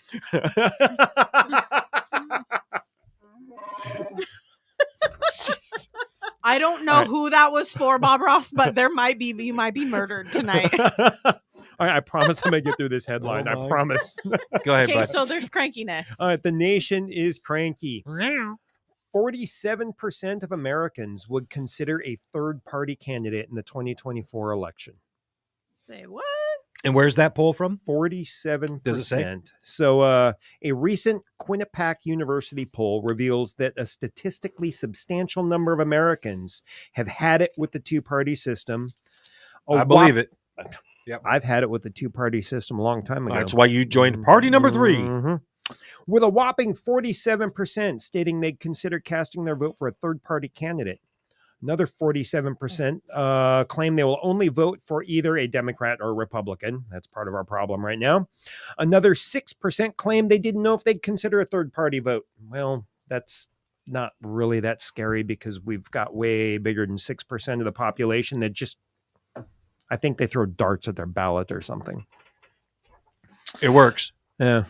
Independents lead the charge by a margin of 64 to 30%, claiming they would consider voting for a candidate not aligned with either of the two main political parties. With neither President Biden nor former President Trump knocking it out of the park on favorability, almost half the country would consider another option.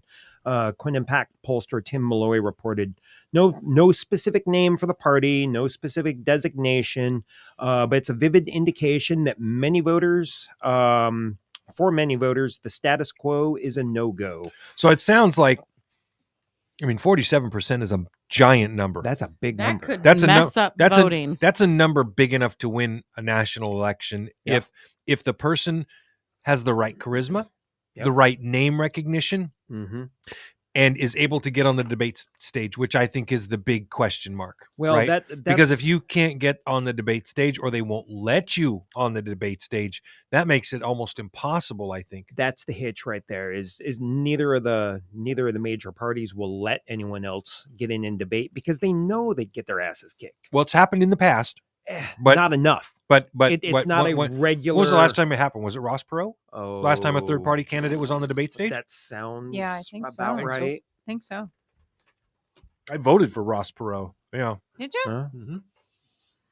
Yeah, I think I did. I'm not sure. I was not old enough to vote. I remember. I think wasn't that 90? I think it was 90 because I remember being at Fort Knox down in Kentucky when he was running. And Wouldn't it have been 92? So I know I was. You might.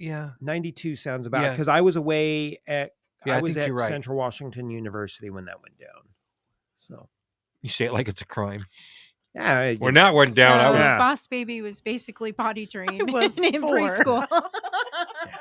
And the rest of this article just kind of breaks out and it says, well, of course, the Democrats are going to vote Democrat and the Republicans are going to vote Republican. It breaks out some numbers there. And then there's the one thing I have to say with that, though, is in some states, ours in particular, they want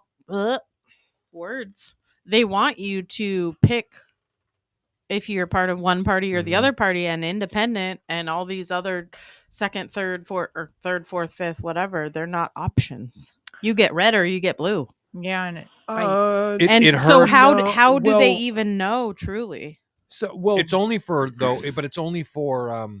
primaries, correct? Right. So when it comes time to But do still, how would you? like, well, so was it last election cycle or when I voted for Joe Jorgensen? I mean, she was on my ballot, right? I mean, Mhm. so So it doesn't matter what color you pick? No, not No. for so the like let's just take Washington State for Yeah. example. You have to Right. choose Democrat or Republican, Mhm. and that determines what ballot you get for the primaries. Right. And because I So me, those third, fourth, fifth, whatever parties are Don't have on primaries. blue and No, they don't even primary They because don't even because have they don't any. there aren't enough of them to try to figure out who's going to be the representative. So you if know. somebody runs as independent, but I know that before the primaries, I just don't get a chance to Right. vote for Vote in them. the you just primaries. don't vote in the primary They because you don't claim- care anyways. They claim Democrats and Republican Party members will say, "Well, we don't want Democrats voting in our primary to screw up who represents us." Okay. I pay attention to voting, obviously, but not that much. You pay attention a lot more than 90% of the people your age. Yeah. You do. That's That's Oh, very at true. least, yeah. Mm-hmm. Yeah. And I would say even probably 75% of people 15 years older than her. No doubt. No doubt. Okay, go on.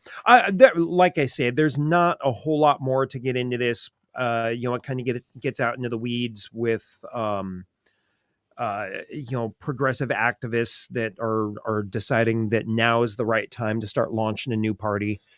Progressive activists are, huh? Yeah. Now that I find interesting because I feel like Joe Biden is the most progressive president we've ever had. I would agree with that. Agree. And I mean, dude, I would be like, I would love Obama back in office right now with as progressive as Joe Biden has been.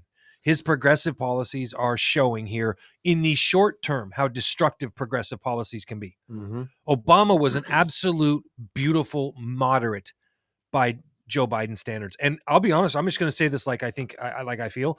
I don't think Joe Biden has much at all to do with any of the policies he's implemented or any of the decisions he's made. I think that he doesn't have the cognitive wherewithal for it. I think he has significant cognitive decline. You watch every speech he gives, he's having to be told where and how to walk off, just get off the stage. Where to stand. Yeah. Everything. Yeah.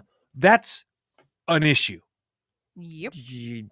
An issue? I'd say it's the issue. Do you think, I'm curious what you guys think. Do you guys think it is Donald Trump running again or Joe Biden saying, I'm going to run again, or some degree of a combination of the both that make people so willing to see that third party?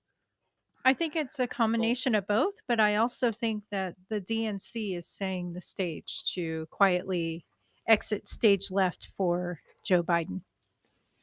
I really do. I think they've been kind of giving the nod to Gavin Newsom for about a year and a half. Mm-hmm. And now they're like, oh, okay. We see what you've done. We like it. We're going to just start really ramping you up. My opinion, solely. You scare the hell out of me. Yeah. Because you might be right. I know. Scares me And he too. does. Yeah. He is the one person out there who can out Joe Biden on progressiveness. And he would be further to the left from Biden. And enough people on the left worship him. Yeah. They just freaking worst state, worst economy, worst decisions. You can't walk through the streets of San Francisco that man was mayor of prior to becoming governor. Mm-hmm. I mean, everywhere he go, the Midas touch, right? Yep. Yeah. You have the Midas touch. Some people, everything they touch, like Donald Trump, in the sense, it turns to gold. Right. In Newsom's case, it turns to crap. Yeah. I was going to try to find. Yeah. Amber Heard. Amber Heard. So God bless you, true crime lover. Yeah. We're back again. I'm hoping that it's not the case with Newsom. I'm truly hoping that we, the people, have finally had enough of being pushed around by two different agendas that don't support the average American. And I hope I'm right. I hope that the average American is just. Who do you think? This is the meat of this issue. Who is going to be? What rumors have you guys heard? Who do you think a person could be from that third party?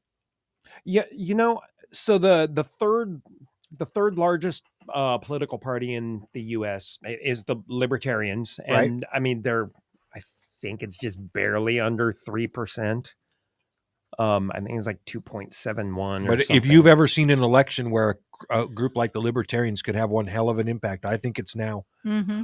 I know who they're courting, though. Not the libertarians. Yeah. But the other unnamed parties are, the third parties are courting Joe Manchin. Yeah, that's Dun, dun, one. dun. Yeah, there was. That was exactly who I thought. And listen, Joe Manchin's a Reagan Democrat, in my opinion. Mm-hmm. I don't disagree with him on it. Listen, I would have to give some serious thought if a guy like Joe Manchin stepped in as a third-party candidate, depending upon who his running mate was. And this is why I say that, because I lost so much respect for Trump on January 6th and the way he handled it. It's just my opinion. Yeah. And I don't fault anybody who feels differently one way or another about that.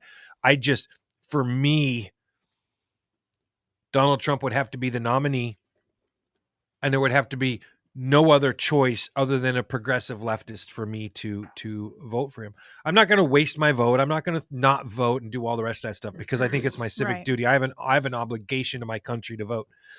But on the same note, I won't fault somebody like Jeremy, for example, who, will vote for somebody who has no shot, right? Just because, like a protest vote, right? But that's not a wasted vote. That's part of the debate because some people do believe it's a wasted vote. Yeah, I don't. I would disagree with that wholeheartedly.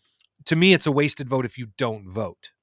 Then it's a wasted vote. Yes. So otherwise, I'm like, vote your conscience, whatever your conscience tells you. My conscience tells me that Donald Trump had his time, but now it's done. And I mean it with all due sincerity when I say that. To me, he was like a drill sergeant. I needed him to make me a good soldier. He did it. Now we're done. We're not friends, and we're not friends. We're not acquaintances. I need him to go away. Needed him to train me. We needed Donald Trump to be the president to make up for 8 years of horrible foreign policy, horrible decisions that affected our businesses and created such a downturn in the economy that Obama had. We needed the opposite. The problem was Donald Trump's ego couldn't get out of Donald Trump's way. Bingo. And agreed. That to me is not the leadership now that this country needs. Right now, this country needs healing leadership. It needs fair leadership. It needs somebody who can bring the country back to the middle and at least somewhat start trying to. But you think Obama is that person? Oh, hell no. Yeah, okay. No, I'm just. You mentioned him. Yeah, I was Sorry. making the point. It was probably very poorly worded on my part, but I was making the point that it was just that Obama compared to Biden would be a welcome. Appetizing. Yeah, he would be a welcome change. Oh, okay. Compared to the way the Biden is going now, because I think that Obama had a good grasp on the. I mean, he was a constitutional scholar, for gosh sakes. He understood the limits of his power. Well, and he was also a statesman. He didn't get on. He was a stage. statesman, even though I didn't agree with him. You're right. He was a statesman. I agree. He presented well. He spoke well. I didn't agree with everything he had to say. I think he spoke better than his wife. To me, his wife did. Michelle Obama did said some stuff that to me was just. It was not just cringeworthy. It was vomit worthy. Yeah. When she's out there as the newly elected president's wife, so I'm finally proud of my country. Say what? Like something that's given you all of these privileges your whole life. You've grown up privileged. You have all this stuff handed to you. Now you're married to the newly elected president. You're like, now you're proud of your family. I just, I don't know. Sorry. I'll go off on a tangent about that one. Yes. Do we think some people may pick somebody like Kennedy running? I think the Democrats are scared to death of that. Yeah, because so. he's He's a lot polling more, at 20% right now. Yeah, but he's a lot more to the middle of the like. He's not this crazy far left like we've had. Like That's I right, feel he's like not. he's He's more moderate. anti-vax. Like that's a pretty right thing. He's so listen. He's got. You just brought something up that's I found really interesting. Was they did the hearing this week with him? Mm-hmm. He was adamant. He's like, my kids are vaccinated. They're on the schedule. I am not anti-vax, and I've researched him a lot, especially during COVID. I do not. My opinion is he is not anti-vax. I just have he's anti-mandate, anti-vaccine activist. Yeah, that's what he is called by a lot of people, and I think that's and AI. That's what he's called by AI. It is. I think it's very inappropriate because again, he's fully vaccinated. His kids are fully vaccinated. He was against the COVID vaccines being mandated because they weren't fully tested. Mm-hmm. And so that was his big push. He was like, there are all these problems, and well. Of course, he got labeled as anti-vax. Right. And he also took a hard stance back in the early 2000s when he started looking at the causation and the correlation between autism and the vaccine schedule. You can't look at those that data and not say there's something there. And it blows my freaking mind when somebody's like, there's no proof. Are you kidding? You're not allowed to have proof. It's like not allowed to talk about the proof. you went from 6 mandated vaccines to 47 or 74, whatever outrageous number it was. And as those vaccine numbers went up, there was almost a direct causation when you look at the autism numbers. It's just like you. Oh yeah, that's an apple. But that's an apple too. But one's red and one's green. But I wonder if it's going to be easier to pull some of the pull from the left and get somebody that's a lot closer to the middle than pull anything from the right. That might be fair. I'm just wondering if that's where those independent people, these third party voters, might go to somebody that's middle left. The Democrats are trying to destroy middle right or right at all. And I mean destroy Kennedy for exactly what you just said, because he's not way over there. Yeah. He will pull. I mean, if he's polling at 20% and he gets 10%, if half of those people vote for him as an independent, if he runs as an independent, he has sworn that he will never run as an independent. He has also said he will not necessarily support the Democratic nominee. Yeah. And you know what? I think that's he's honesty. Running as a Democrat. Yeah. Correct. Okay. Yeah. And he did bring up a really good point. Like we've talked for years about how there are a few key ingredients that a politician needs. One is charisma. One is speaking ability. And he has a vocal issue that makes him hard to listen to for great periods of time. Ted Bundy for president? Ted Bundy's I know. Damn, dude. Wow. Damn. Hey, you said charisma. You said speaking. Touche. Okay. Like hey, everything we talked about with the serial everything killers. we talked about. Oh my God, politicians are serial killers. They absolutely are. Yeah. Hello. But I guess I have a question, because I know, Paul, you were probably logging the most hours on the hearings with RFK this week. I was thoroughly entranced by them. Does it feel like the Democratic side of the questioning at RFK, they were pretty much trying to, shut him up? We'll play the clip. We'll play the clip. Okay. You guys, I'll get the clip ready. I'll send it over. You guys talk during the break. Oh, yeah. And you're listening to Outlaw Radio Network. .com. Yes. I love it. Do a shot.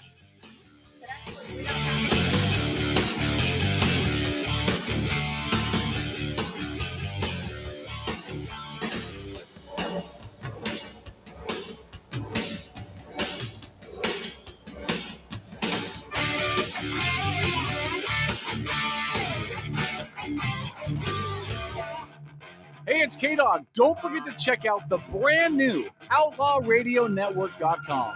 Not only can you watch our live shows every time they happen, you can catch an archive of all of our old shows as well. On top of that, the coolest gear around is out. Outlaw Radio merch, available right now with some cool stuff and cool stuff coming. Check us out, OutlawRadioNetwork.com. Are you an outlaw yet? Visit OutlawRadioNetwork.com and find out. It may be hard to believe, but people just like you are already saving money. FeedThePig.org makes it easy. Their simple savings plan teaches you how to start saving without going overboard. So you don't need to mooch off your friends. You gonna finish that grape? You mean the one in my mouth? You don't need to stop buying the necessities. What you're smelling is a natural musk. Ew. You don't need to be a medical test subject. How do you feel? Mostly okay. Sometimes, though. You don't need to get a second job as a stuntman.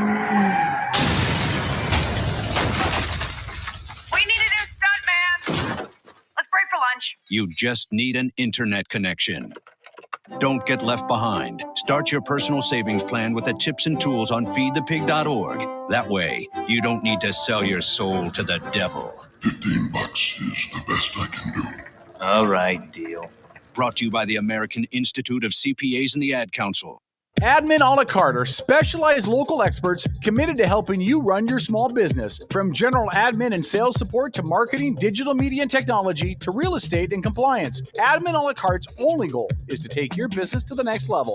Find out how Admin a la carte can elevate your business. Visit admin-alacarte.com for more information. That's admin-alacarte.com. Admin a la carte. Your business doesn't fit into a box. Why should you have to?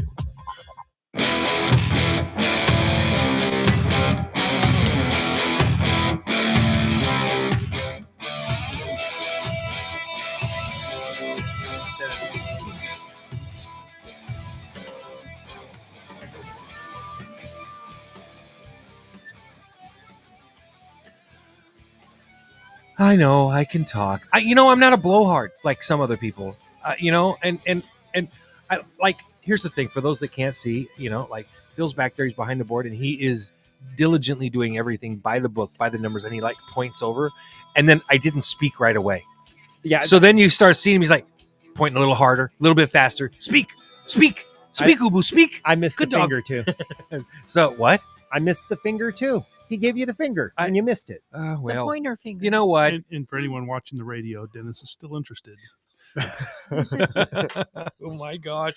All right. I am going to shoot you over a piece of information. This is a clip from the this is Debbie Wasserman Schultz and Robert F. Kennedy going back and forth. You let me know when you're ready to play that. And this is from the hearing on government censorship, which I found most interesting. And as you're listening to this, you will hear former chair of the Democratic National Committee, Debbie Wasserman Schultz, who was ousted during Hillary Clinton's presidential campaign right before the Democratic National Convention, actually the day of. She was forced out of her position. Why? Because it was basically found out that she was manipulating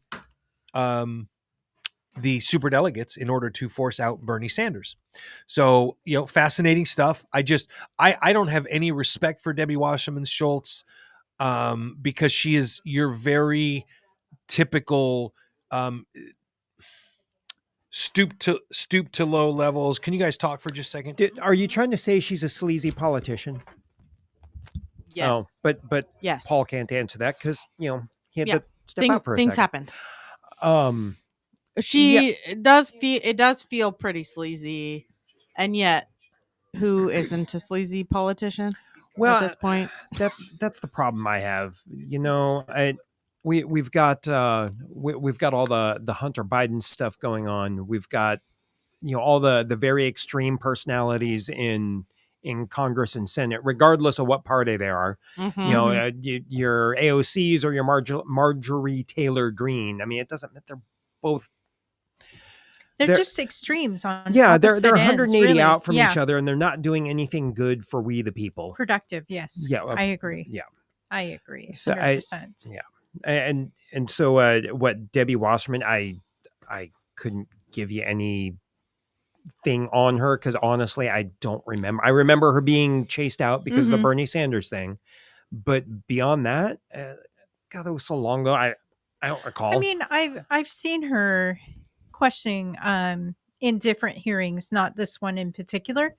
She seems to be pretty fair, but of course she has a left slant, sure, which is not my particular cup of tea. So nor mine. It's kind of interesting to watch her, but she does get her facts in there. Does she get her facts as facts, or are they opinions that she turned into facts? Because there's a lot of that going around nowadays. Well, yeah, the times that I've seen her, they're facts, but she is not Katie Porter, which if you've ever heard of Katie Porter, even though she's, again, on a different cup of tea than I am, oh my gosh, she brings spreadsheets, numbers, and facts, and I've never seen Jamie Dimon of Chase Bank squirm so much in a hearing. It was amazing. What politicians should be working with spreadsheets and facts. They should. They should. Yeah. Yes, I loved it. Yeah. Well, shall we check over with Mr. Bob Ross and see if he's got our clip ready to rock and roll? Sure. What you think there, Bob Ross? I'm thinking I'm typing a URL in right now. So Oh, okay. Well, we'll I just got sit the here caps and. lock wrong. Oh, that Whoops. sounds like a Tom mistake. I do that nonsense all the time, and then I look at what I typed and I go, "Huh." My majority counterparts have repeatedly Oh. cited a Oh. district Here court we go. opinion from Louisiana, and I would like to introduce for the record the Fifth Circuit order staying that opinion almost as soon as it was issued. Objection. The chair now recognizes the gentleman from Point of order, Mr. Chairman. Gentleman from New York is recognized. The distinguished gentlelady from New York mentioned a poll. I would just ask that she identify what poll that is, and if we could enter it into the record. I'm sure she'll be happy We to will do submit that. it for the record. Can you identify what it is? Sure, I will submit it for the record, and you'll be able to review it. We'll get it. The chair now recognizes the gentlelady from Florida, Ms. Washington Schultz. Thank you, Mr. Chairman. Mr. Chairman, we respectfully requested that you rescind Mr. Kennedy's invitation to appear here due to his repeated and very recent statements that spread dangerous anti-Semitic and anti-Asian conspiracy theories and attempted to move into executive session because House rules prohibit public testimony that degrades or defames people. His reckless rhetoric helped fuel anti-Semitic incidents, which for the record are at the highest level in the United States since 1970. They have nearly tripled in the last 6 years. Since you gave Mr. Kennedy a megaphone today, I want to give him a chance to correct his statements and prepare some of the harm that he's helped cause. Mr. Kennedy, you're well educated. So yes or no, please. Are you aware that for centuries, Jews have been scapegoated and blamed for causing illnesses like Black Plague and more recently COVID? I am. Those are known as blood libel, and they are one of the worst and most disturbing parts of human history. Good. I'm glad to know that, of course, that you acknowledge that. Of course, it's true and well documented that this pernicious form of anti-Semitism led to centuries of discrimination, even horrific pogroms and massacres, and it still fuels deadly violence today. Yet last week, you floated a baseless conspiracy theory that the coronavirus was bioengineered to target Caucasians and Black people, but to spare Ashkenazi Jews and Chinese people. Mr. Kennedy, your bizarre, unproven claim echoes that same historic slander of labeling Jews and Chinese people as a race, and that Jews, and in this case Chinese people, somehow managed to avoid a deadly illness that targets other groups for death. You do see that, yes or no? You're misstating. No. You are. I quoted what you said earlier, and it is directly what you said. So just ask me yes or no. I was describing an NIH-funded study. No. You didn't cite any. I was describing an NIH-funded study by Cleveland Clinic. Ugh. Did my mic get turned back on? There we go. No, you're there. Yeah. He is hard to listen to. He is hard to listen Yes, to. he is.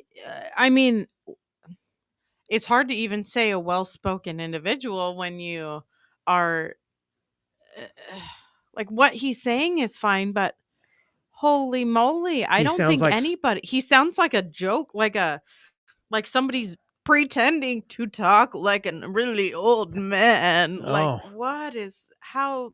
I think it sounds like someone's strangling him while he's trying to talk. Yeah, he has some sort of vocal fry issue of some sort. Yeah. And so it becomes a hard thing to listen to. I think that's going to be a challenge. Yeah. For him to get over. I mean, it's going to make him harder. It's going to make it hard to see him as electable. Of course. Yeah. In today. Yeah. Well, him and Biden. Well, I mean, Biden, and then I don't sadly, know. I would pick Biden over him if it was just going on. How do I even say this? Like, it seems that Biden by his presentation alone, it seems like he's more with it, even though like first impression. Yeah, it would be hard for me to think but Kennedy was with it if I didn't hear anything that he said. But truly, I want somebody that sounds confident. Like Biden can say some BS stuff, but he can sometimes sound confident. Right. I understand where you're coming from. Yeah.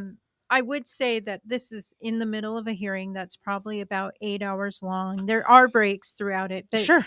I've also heard RFK in other speeches, and the voice was very off-putting. And then I've recently heard him in different interviews. You know, they're shorter. So it's not always as bad? Yeah, it's like 15 minutes or less, and his voice is not that bad. So I think it just so depends he might if he has time to rest. Been having a real tough...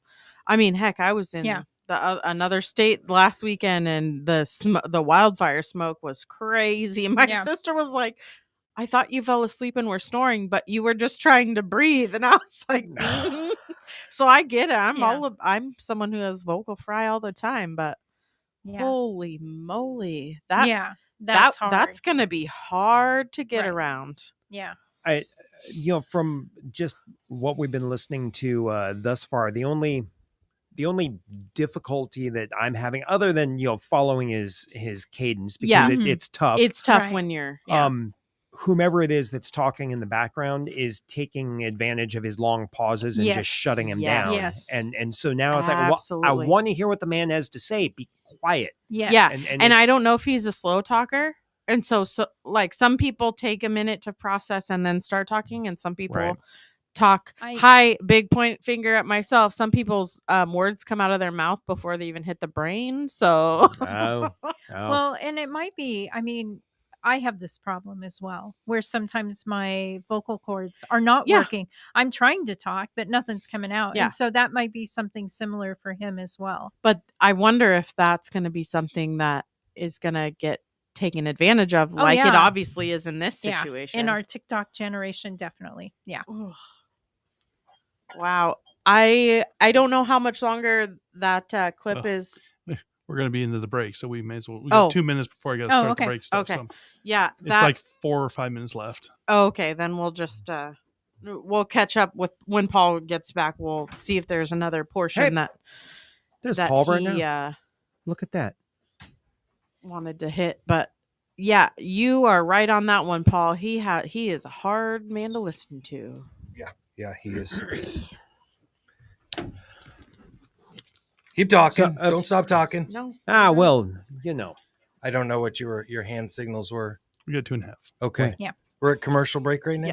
Yeah. No, we will almost. We will be. But he's hard to listen to, but he has really good facts. Mm-hmm. I think if he could, and I hate to say this, as someone that's coming back in a voice situation, it's almost like he needs to have a modulator for his voice to talk for him to get the things out.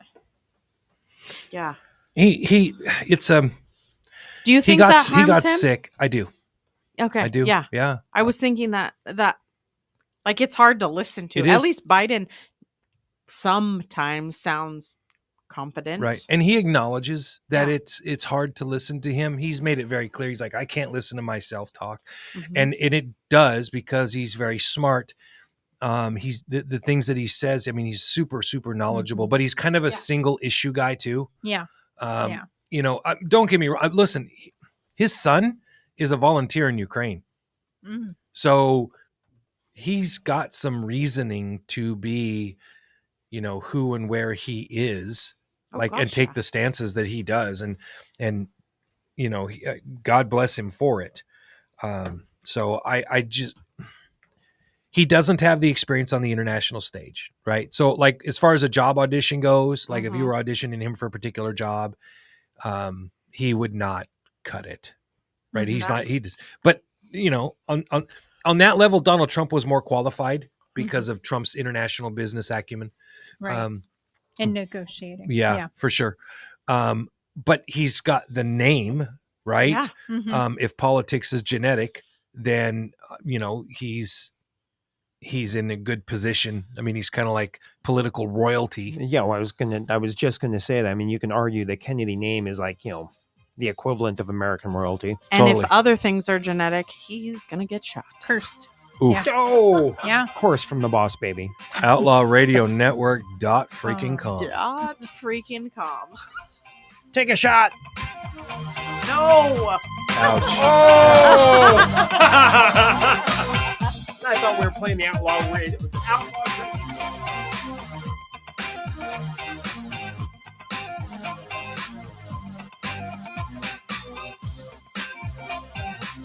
Admin a la carte are specialized local experts committed to helping you run your small business. From general admin and sales support to marketing, digital media and technology to real estate and compliance.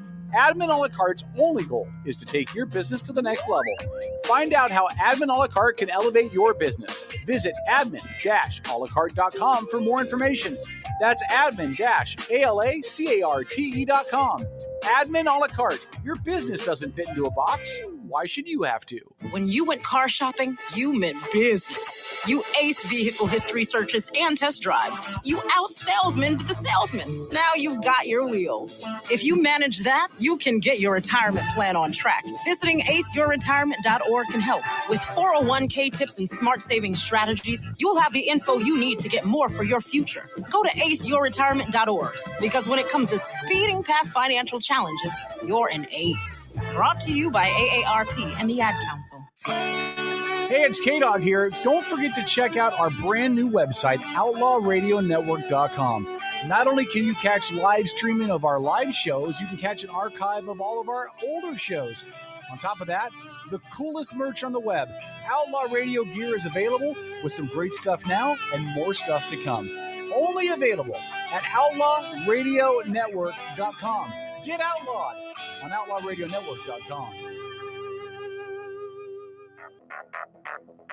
Hey, it's K-Dog with the Outlaw Radio Network. We are everywhere. You can follow us on all your favorite social media channels, including Facebook, Instagram, YouTube, Vimeo, and more.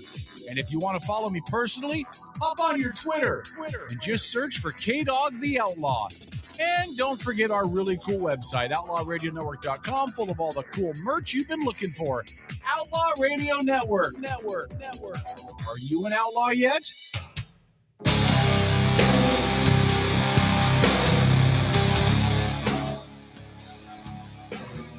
Outlaw Radio Network, St. Paul, the voice, Reason, Black Tom, Andy, Lori, and Bob Ross behind the boards. And the spit-proof glass. Ding. No. Say happy trees. Happy trees. Happy trees. Happy trees. I thought the I thought the meme that went into our outlaw chat was kind of funny. Was amazing. I've seen that before. I wondered. If only you knew what's buried at the happy trees. And for those that are wondering what the heck we're talking about, somebody in our chat, I think it was Dennis, posted a meme suggesting that maybe Bob Ross was a serial killer, and all of his paintings were pictures of where he buried the bodies. That's really creepy. It's creepy and considering funny. he uses like a spatula to paint with, and it's like that thing could easily be sharpened to a razor blade point. Oh, you just use a spoon, snap, crackle, pop. Right. Cool. But why a spoon, cousin? Snap, Why would you? Because it'll hurt more, That's you right. twit. That's right. Oh my goodness gracious. Okay, so I that clip, and I'm sorry I had to step out and take a phone call. I'm gonna have to leave here in a few minutes. I have to go help my wife so that she doesn't get stranded. But this hearing about government censorship was laden with its own blatant censorship. And specifically, the Democrats wanted to censor RFK for a very clear and blatant reason. Do you guys know what that reason was? Because they don't want him to have a platform because he's polling at 20% against Joe Biden. Yeah. So the Democrats' thought process is, well, we don't want you to be able to get national TV time and let people hear you talk about your platform and the things that you believe. It's like free airtime for your campaign. So Robert in our chat brought up the point. He made a point earlier that says you should see his opening speech. He goes fully off script. Yes. And my question was, It was well, actually really is he well better off script or way worse? Because that's usually it's one or the other. And he said his voice is still not great, but he has time to speak and he doesn't beat around the bush at all. Yes. I agree. And Like, it was very just like good. Lori was saying, like he's got the facts, he's got the data, he's going to be backed up, but just give him time to air his thoughts. There were some of the problems. Look, we know this being in the media. Some of the things that he said are intentionally taken out of context and twisted. Like he was stating, some of the studies showed genetically that COVID hit different races and genetic profiles differently. So he talked about that very openly. Yeah. And instead it was twisted by Democrats to say he's anti-Semitic, he's a racist and all, because he was talking about these these things that the numbers from COVID had shown. So Mhm. again, they used him talking about the science and the studies Right. to twist it into a way to make it sound like the guy was a racist and really bad. So Debbie Wasserman Schultz in the last clip, I don't know how far you got in it, but she's like, well, we're going to take this to a private session because we're not going to give a platform to a racist. And he's like, not a racist. I was talking about a study and this and that and the other. Mhm. Anyway, but that was their point, because for her, it was like, well, if I can avoid giving him a platform, I'm going to do it. Mhm. So this next clip from the same hearing, and it shows the fiery context of the hearing and what is going on and how literally how far we have fallen. And the worst part is nobody in Congress is willing or able, it seems, to look in a mirror and recognize why the American people give them a 10% rating, right? Because, and it's all of them. Yeah. Democrats do it, Republicans do it, every single one of them. They do it when they get the chance. They play politics. Even Jim Jordan, who I actually happen to have a great deal of affection for, I like the guy a lot. Even as the chair of the Ways and Means Committee, he does it too. Oh yeah. He will not pull, and he will, if you ask him, and I've heard him say it off the record, on the record, he was like, look, we're just giving Democrats their own medicine. We're doing to them what they did to us while Trump was president, period. That's not what we're paying you for. Exactly. It's not what we're paying you for. That's not what we want you to do because you're driving more division. Mhm. You're driving more hatred and anger. Let's go ahead and play the clip, Bob. Back. I want to thank our witnesses for being here today. We appreciate the work you're doing to. I think this is the clip.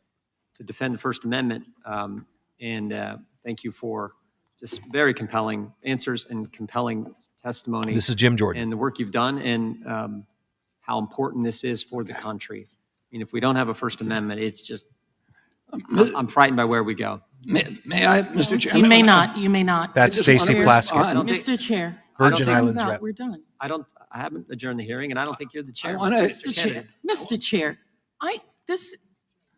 Chairman's discretion. I We're know gonna let it's Mr. your Kennedy- discretion. We're going to but let Mr. Kennedy. He has had so much additional time. Well, I think everyone's had Why? additional time. and we're Why? gonna get- Why are you doing that specifically for him? Because I we just don't want believe- to opposed to other explain people. I'm sure the witness, super PAC. I'm sure the On Democrat other witness will be places. as short as he possibly No, can. no. Are you going to allow our witness to just give another piece? No, of- let him address I the wanna defamatory acknowledge- comment that was made Address- about him. That's untrue. That was not defamatory. That is a legal definition that was not met. I want to And was acknowledge it my- information about the super PAC that you mentioned. Go ahead. I've just been told that super PAC is connected to somebody that we have a connection to. It's not a super PAC that I've endorsed, and it's not one, as I said, that I've ever heard of. Thank the gentleman for that statement, and I thank you for your testimony. The committee is now adjourned. He had been accused earlier in the hearing of having a man running his super PAC that ran a super PAC for Donald Trump. He's like, I don't know what you're talking about. Who are you talking about here? So what he wanted to do here at the end was clarify. One of his people came up to him and said, hey, this guy they're talking about, he is connected in some way to the super PAC that we use, which a super PAC is a political action committee. These are committees that are used to give money to, and they do advertising on your behalf and stuff. Well, what the Democrats were trying to say, they were trying to play gotcha politics by doing guilt by association. You have a super PAC that is somehow associated loosely with a guy that ran a super PAC for Donald Trump. Therefore, you're not really a Democrat, you're a Republican. And that's why we don't want to give you time and let you be heard. The problem was the whole time he was just trying to clear it up and really made Stacey Plaskett look like an ass, right? Because she was like, she made herself look like an ass. I think she always does. she did, because what happened right before that, it was pointed out, and I forget what Republican did it, but the Republican pointed out, she was the last female to ask questions, and she, in the course of pointing out, she says, well, since the ranking member, Stacey Plaskett, Democrat representative from the Virgin Islands, thank you. Since she's playing guilt by association games, I'd like to point out, not that I care, she goes like this, but I'd like to point out that Stacey Plaskett took campaign donations from guess who? Pfizer. No. I bet she did. Our favorite pedophile. Jeffrey Epstein. Oh. Yeah. So she was like, now I'm not saying anything happened, but since you're playing the guilt by association game, I'd like to know what you have to say about taking donations from Jeffrey Epstein that you never returned. So it was a screaming line drive off the center field wall is what it was. I mean, she bitch slapped her in the next week with that comment. And I was just like, oh snap, because what was she going to say to that? It's public record. It's PDC filings, right? Yep. I mean, public disclosure. You can't argue. Everybody knows that, but it's one of those things that, they don't want to make known to the general public. So, it was, that was something else. I like the hearings. I learn a lot. I develop my opinions about representatives in Congress based on their behavior during the hearings. It was when I really started, during the Supreme Court hearings where I really started getting a good feel for Kamala Harris and how she was just a soundbite machine, right? Nothing in anything that she did or any laws she made had anything to do with good policy. It was all about playing one-upsmanship and making comments that she could hear herself state in the news. So you like I said, you get to see under the skin. You get to see into the soul of these politicians when you watch and listen to these hearings. And I recommend anybody, if you get a chance. Now, there's an interesting hearing coming up this week that I am going to pay attention to. I'm curious if anybody knows what that hearing is.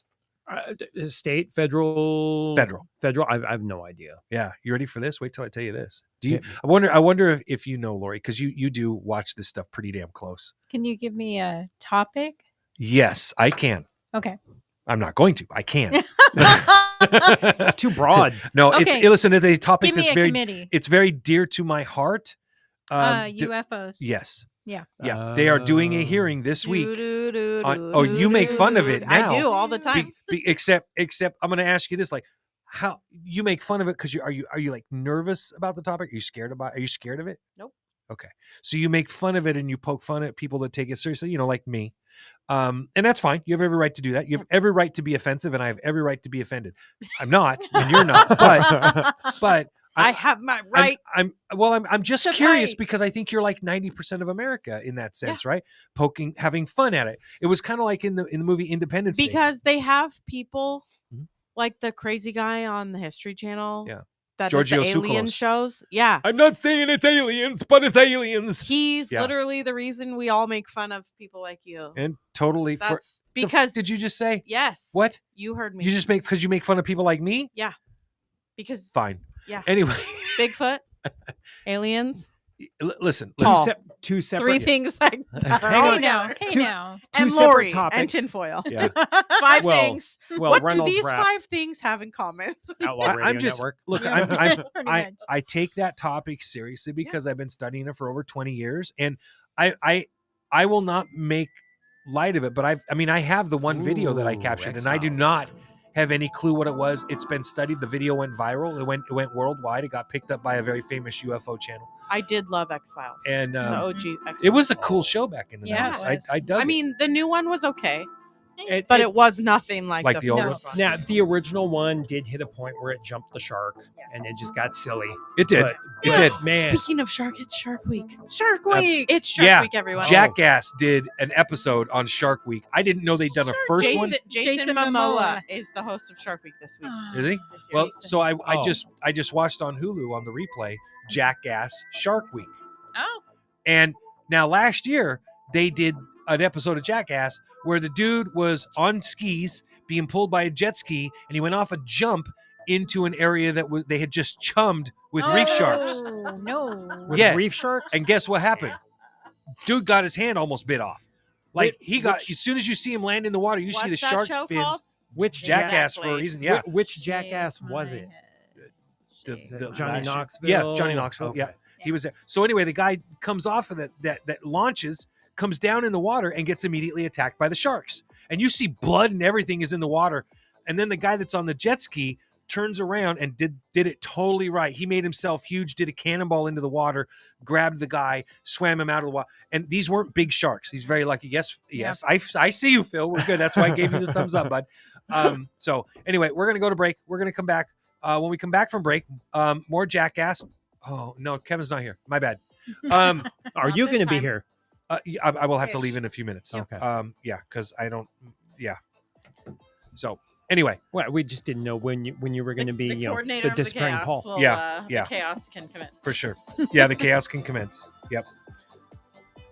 Why are we Thank you for listening joining to like a weird OutlawRadioNetwork.com. If you'd like to check out our merch, please go to OutlawRadioNetwork.com. If you'd like to listen to us live, we're on Facebook, Spotify, Rumble, YouTube, and other platforms where we stream. Spotify is Outlaw Radio Network. Correct. Yeah, no.com. No.com. I feel like this is the dance to this song. Just make a big.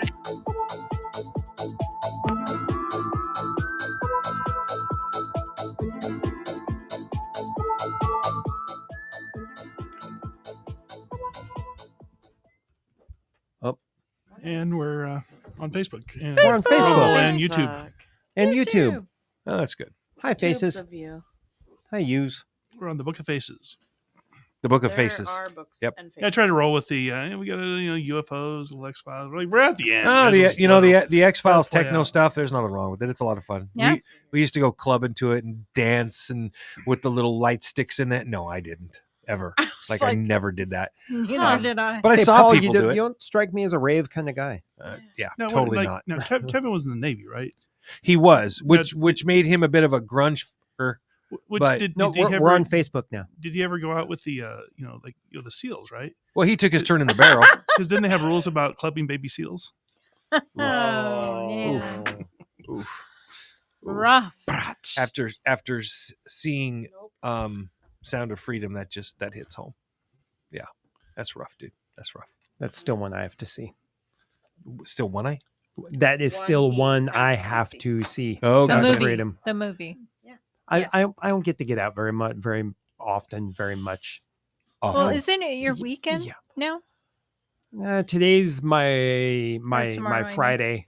Okay. But tomorrow I'm remodeling a bathroom. Oh. and, Is I don't today? really get a Tomorrow's weekend. today's. Is yesterday. today's tomorrow, yesterday. Okay, tomorrow I will White drink Claw. a White Today is Claw. tomorrow's I felt today. I felt really bad about pointing out to Kevin the obviousness that was edited, but it made me feel bad for half a second. I did go to a bar last night, and when I saw boys ordering White Claws, I laughed. Like, okay. Oh, you VP. wouldn't? It's at that point she's like, take the little cummerbund out of your hair. I was like, take your bun out. Yeah, take the straps off, take off the flannel. It's summer in Washington, and if you're going to pretend to be a lumberjack and a tough guy somehow, at least roll down your curled up pants.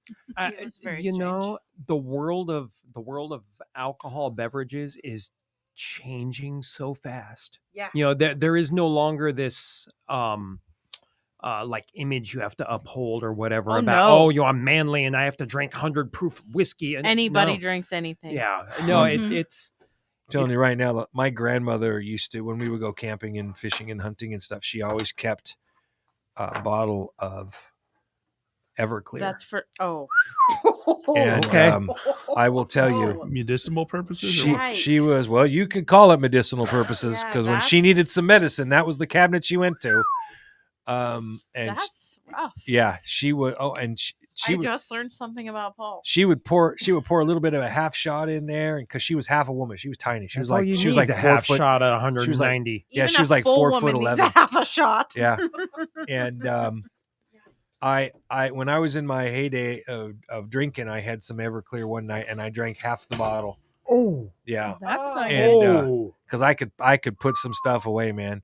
And strangely enough, it must have been the fact that Everclear is so pure. That is still strength liquor. I had like no hangover the next day. Nope. I felt totally fine. Because you had died. No, well, I'm convinced it's because I was still drunk. Well, yes, So, that probably. Probably preserved. Yeah. Pickled? Yeah, pickled. Totally. preserved. Totally. That stuff was Pickled. brutal. Yeah. Brutal. No, that is Yikes. literal. When I make vodka at Black Ring, it comes off the still at 190, 192 proof. Sick. And they just go straight from the still to the bottle with that. Maybe filter it a little. Yeah, when you put Everclear, when somebody's making jungle juice and they bring out the Everclear, it's like, oh, nope, everybody's going to jail. This is a whole bunch of people I'll see in jail tomorrow. Yeah, you bring Everclear for the jungle juice. You bring 2 bottles of mixer. Oh, at 2, you bring like 72 bottles of mixer. Nah, that's dumbing it down too much. Not for dilute. Okay. So Yikes. you guys have fun for the last hour. Oh, yeah. Appreciate you guys. Love you very much. Don't do anything. Don't get into too much trouble. Not too We many won't. FCC fines. Never. Please. We'll try not. We're on Facebook right now, right? I don't trust for 20 anything more seconds. right now. For 20 more seconds, so we can say virtually any fucking thing we want. Pretty But- much, yeah. But don't Well, do dead air. Don't do dead air. Baz So deferens. There we you go. know we'll have our All right, 10 our seconds. bad Outlaw 10 Radio. seconds of radio. 9, 8, 7, 6.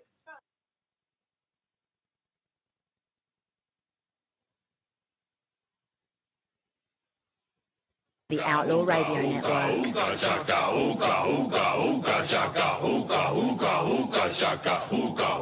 I can't stop this feeling deep inside of me. Girl, you just don't realize what you do to me. When you hold me in your arms so tight, you let me know everything's all right.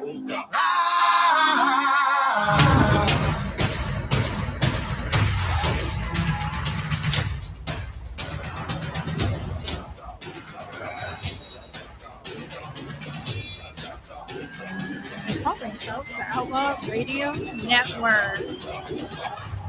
They call themselves the Guardians of the Galaxy. Outlaw Radio Network, bunch not of Guardians of a-holes. Galaxy. What kind of feeling? Sorry, Bob Ross. Welcome back to Outlaw Radio Network. Hey, We're you- here for you. You were paying attention, Lori. I was. Yeah. I'm trying. I'm No, trying. You were there for it. I am trying. Here in the booth, I'm very trying. Yes, you you're Aw. trying really hard to keep us up on schedule, aren't you, Bob Ross? Oh, if I could tell you this. I missed the first hour's recording. Kevin no. mentions it. No. I think he didn't even realize. I'm like, and DJD had it all set up, and I was just so. Oh, But luckily, it's okay. we have a backup. So It's okay. It all works out. Beep, beep. Oh, not that kind of backup? You guys. I feel joke, you know, guys the are pager goes something off, and the little kid's like, "Mom, look out! She's backing up." Watch out. The parents are away, so the kids are at play. Oh, yeah. Now what? We're here. The inmates are running the asylum. All right, so inmates, what are we talking about for this last hour? I don't know. What do we want to talk about? There's so much. Left-handed underwater basket weaving? Probably not. We've already talked about the education What about system. Ukraine? Ukraine and Russia. Where are we? Ukraine and Is Russia. Prigozhin still alive? Is Kevin's wife on the way? Prigozhin is still alive. He is surfaced in Belarus. What day? Good Lord, I read that. Actually, it's been about a week since I read Okay, that. yeah. So Yeah. I do believe he's still alive. I mean, Could be. stuff coming from that part of the world is not the most reliable. So, True. Yeah, I was just digging through our chat, trying to find that. So we believe that Prigozhin's still alive. Oh, yes. Thank you, Kevin Nelson. Tony Bennett did pass. Oh, yeah. Yeah, that was sad. Yeah, with the shenanigans in Ukraine still, and I hate to call it shenanigans. I'm not really trying to make light of it because, there's a lot of bad stuff happening. But I mean, with the shenanigans going on in Russia, and then the FBI whistleblower with the 1023 forms coming from the FBI and the Biden family corruption. I mean, it's kind of hard to not see those two storylines sort of converging in some sort of weird way, considering Ukraine was such a big deal with the supposed Burisma? Yeah. With the bribe and Burisma and And the Moscow mayor's wife. right. partying with Hunter and giving some money. What? We were What? Do tell. I missed that one. So back in the pandemic days, everybody, story time. Okay. Burisma and Ukrainian officials with Burisma connections had a press conference that yours truly actually watched the subtitles for. Have it on my personal computer still. And they described how Hunter Biden had built them out of money. That he truly had no qualifications to be on the board, and that they were going to come after Joe Biden. And of course, this is all during the 2020, maybe 2020, 2021, I believe. Yeah. And I did read about that. I just Yeah. hadn't heard anything about anyone's wife. So I went down the rabbit trail. Okay. So after that, I started looking it up, and that's where the Moscow mayor's wife, I was able to substantiate that with a couple different publications, both in Moscow and outside of, where she was upset that she was promised certain things with respect to Joe Biden and did not receive, but she paid for. And then I was able to track it all back to the law firm called Rose Law Firm, which, hey, by the way, Jeffrey Epstein used to use. And guess who else? I'll give you initials. HRC. I was just going to say it wouldn't be Hillary Clinton. Hillary. Would. And I Hillary didn't even need... Rodham Clinton. Oh. Yes. Well, okay, the one and only. And the Clinton Foundation uses this law firm. And so they are the conduit or the wash machine for the money that's coming in. And while we're at it, China was also part of the equation. I was reading on China here not too long ago. That's a different rabbit hole. Well, it's all connected, though. Yeah, well, sort of. So I've jumped up and down. I mean, I've said a few times that China's not an issue, as militarily speaking. Economically, totally different conversation. China's a dumpster fire. But militarily speaking, meh. Well, I was just... Did you know that China has AI soldiers? Yes.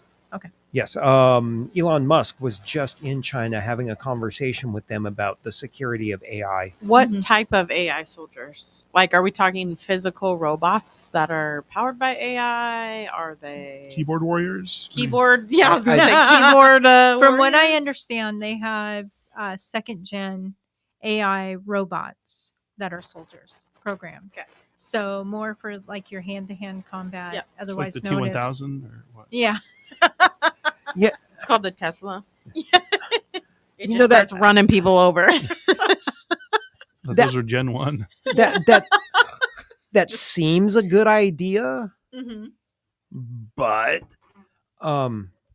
warfare is becoming more and more unmanned.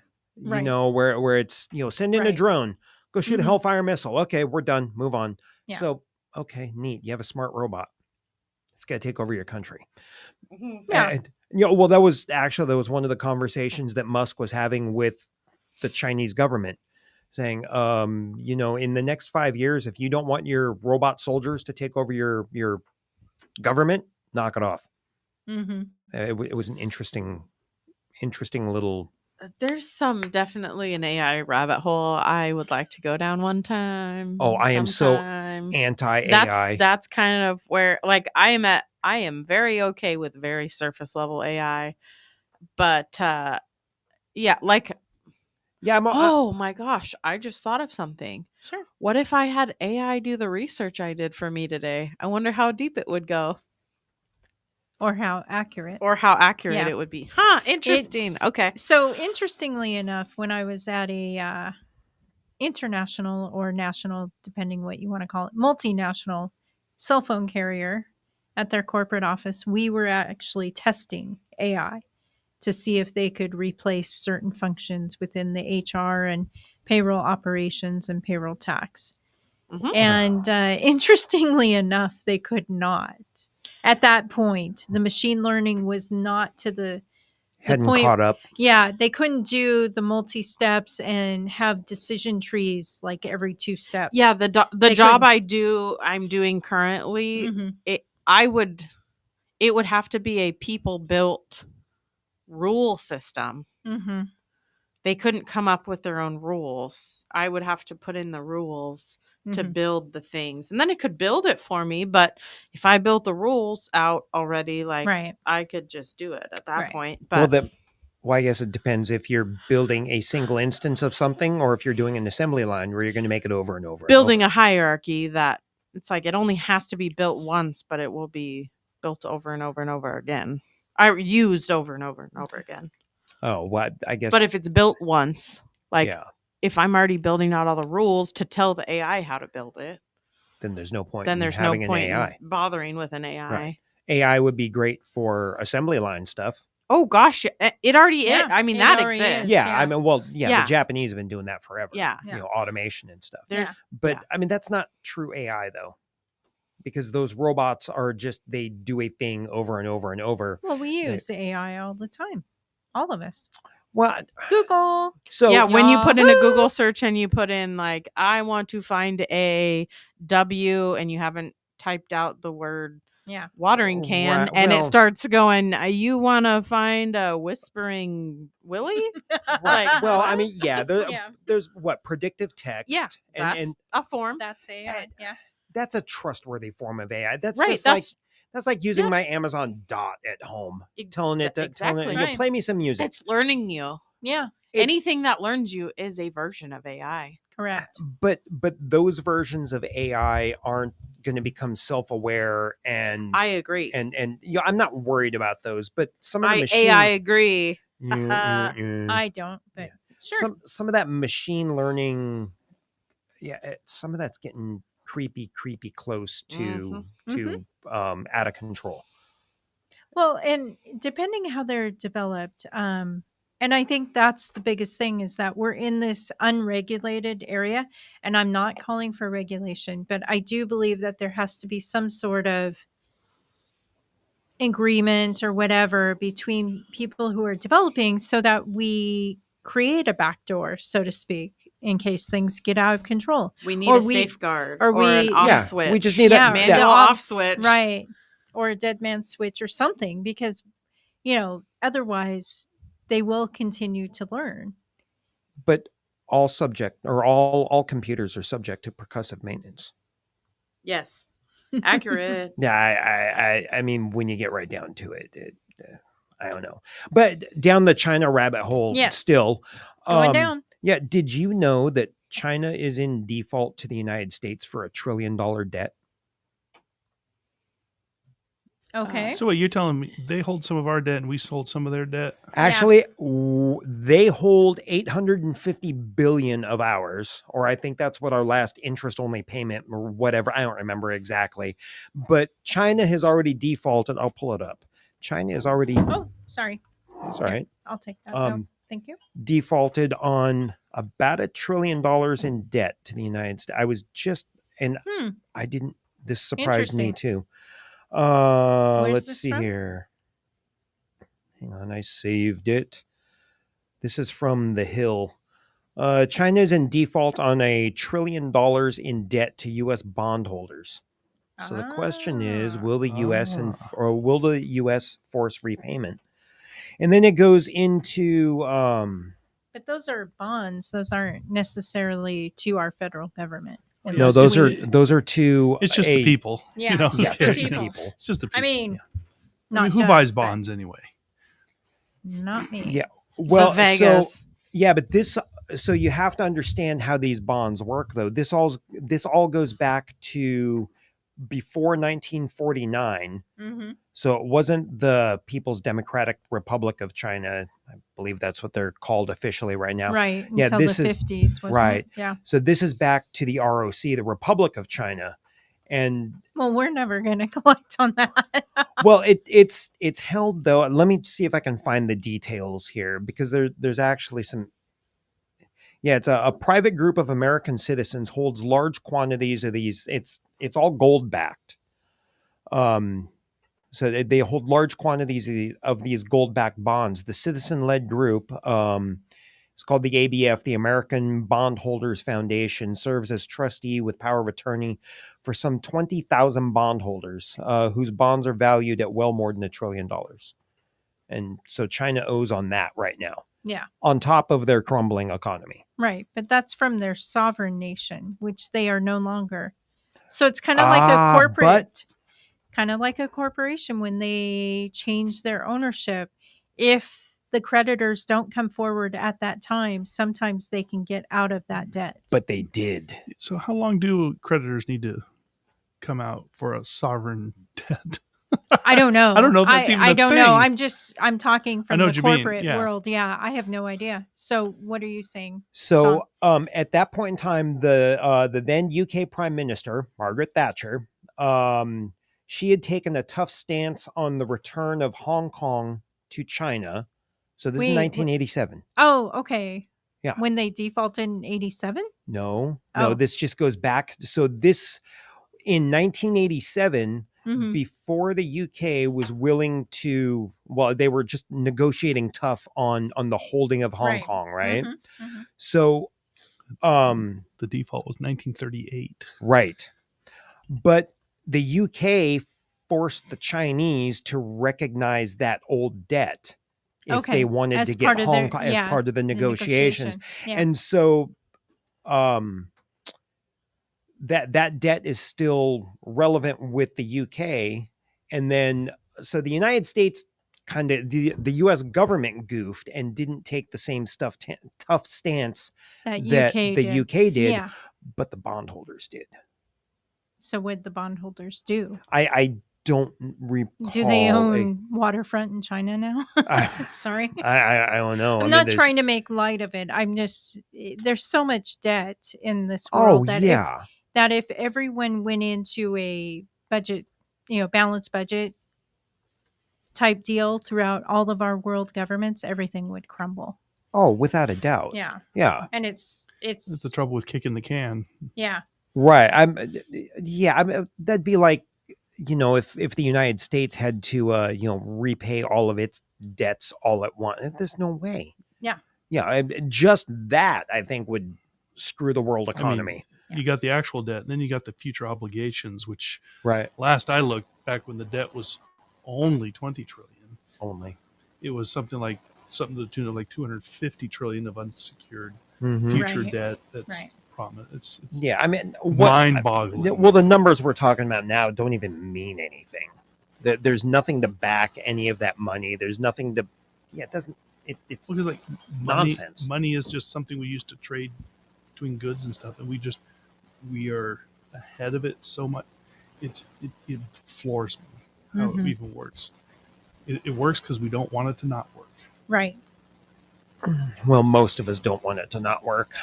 Some of us are like, let's just throw a grenade in there. Yeah, parts of me would like to see that. I would like to see everything just kind of go to crap so we can start over and build it on something reasonable. That's what, like I may have mentioned in the past, like the concept, it's not a tried and true thing, but the idea of they referred to it as the skyscraper index. The idea that as skyscrapers build, usually there's a corresponding build of debt because of it's not so much debt, but we're allowing more lending so they can afford to build these skyscrapers. Mhm. Yeah. And then shortly after, there's often recessions. So It's funny you bring that up because that is exactly what China's economy is based on right now. Yeah.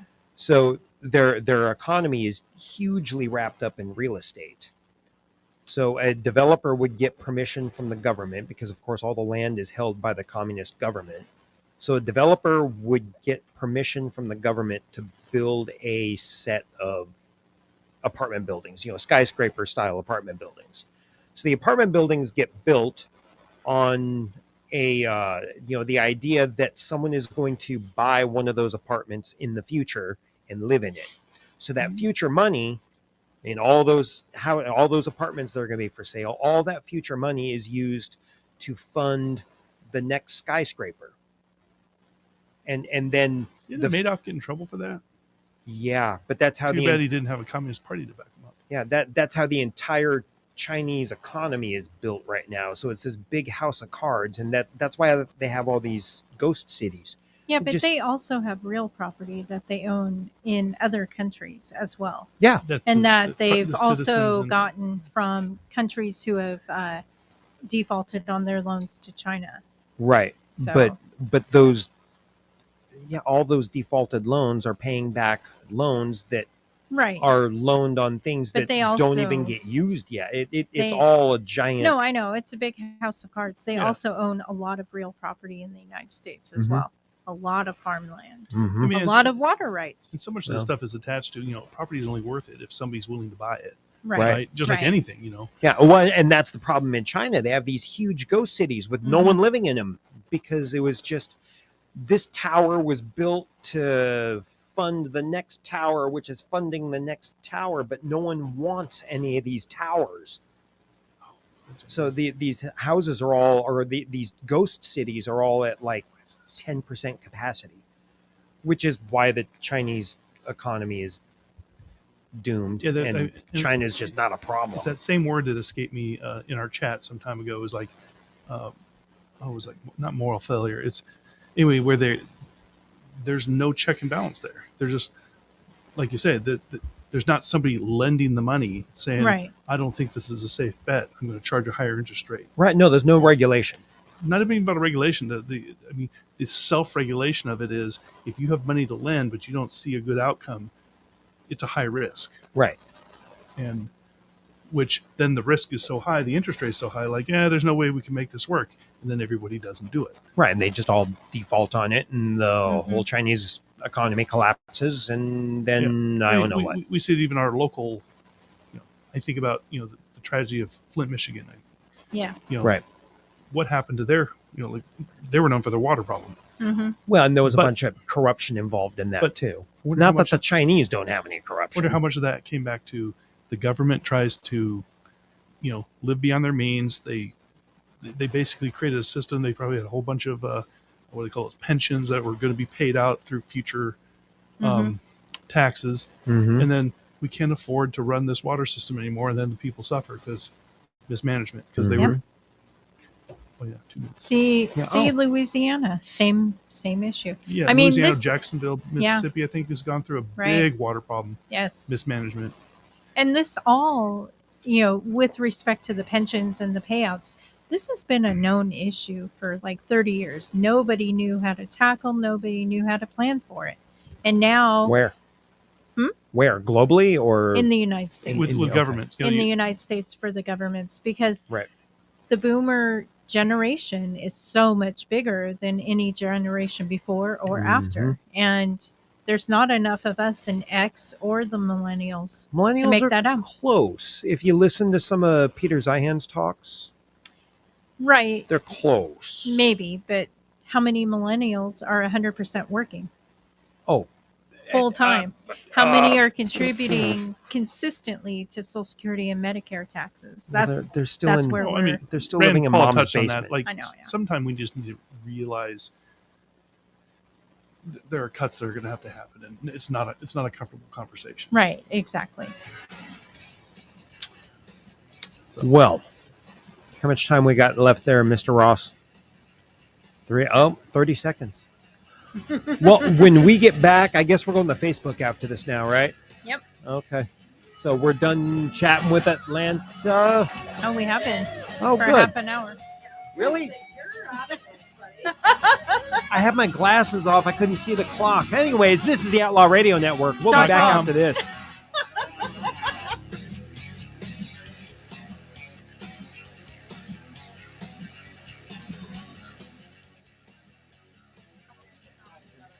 Hello, Facebook. Welcome back.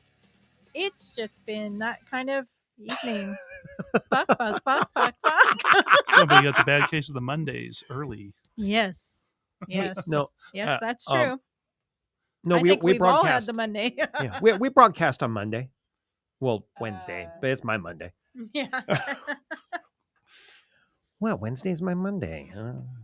If I take a day off, it won't be Monday this week. Wednesday will just be Wednesday. Oh, this is probably a good time. Kevin and Paul are both gone. Hey, I won't be here next Sunday or next Wednesday. I'll be here at least next Sunday. I'll be on vacation. What is that? Heck yeah. Oh, wait. It's a place where you go and visit, and it's hot. Wait. What? What? You're traveling Are for you vacation? Are you going on I-90? Are you going to be anywhere near Post Falls, Idaho? I could. Why? Okay, we'll talk. Because we left something in Post Falls. When I was just in Post Falls, I Idaho, know, so and we many left questions. something there. I It have a- wasn't me. I didn't do it. I Blame my actually have sister. I have a friend that lives there with Oh. her husband, so I could ask her to Yes, if secure she it. could secure it. Oh, yes. Yeah. Okay. Yay, we figured it out. Wow. Let's go find dead people. Like, can we? I'm yeah, so we can talk about confused dead now. people. I left a dead body in Post Falls, Idaho. Okay, I some just need someone else to pick it up. Okay.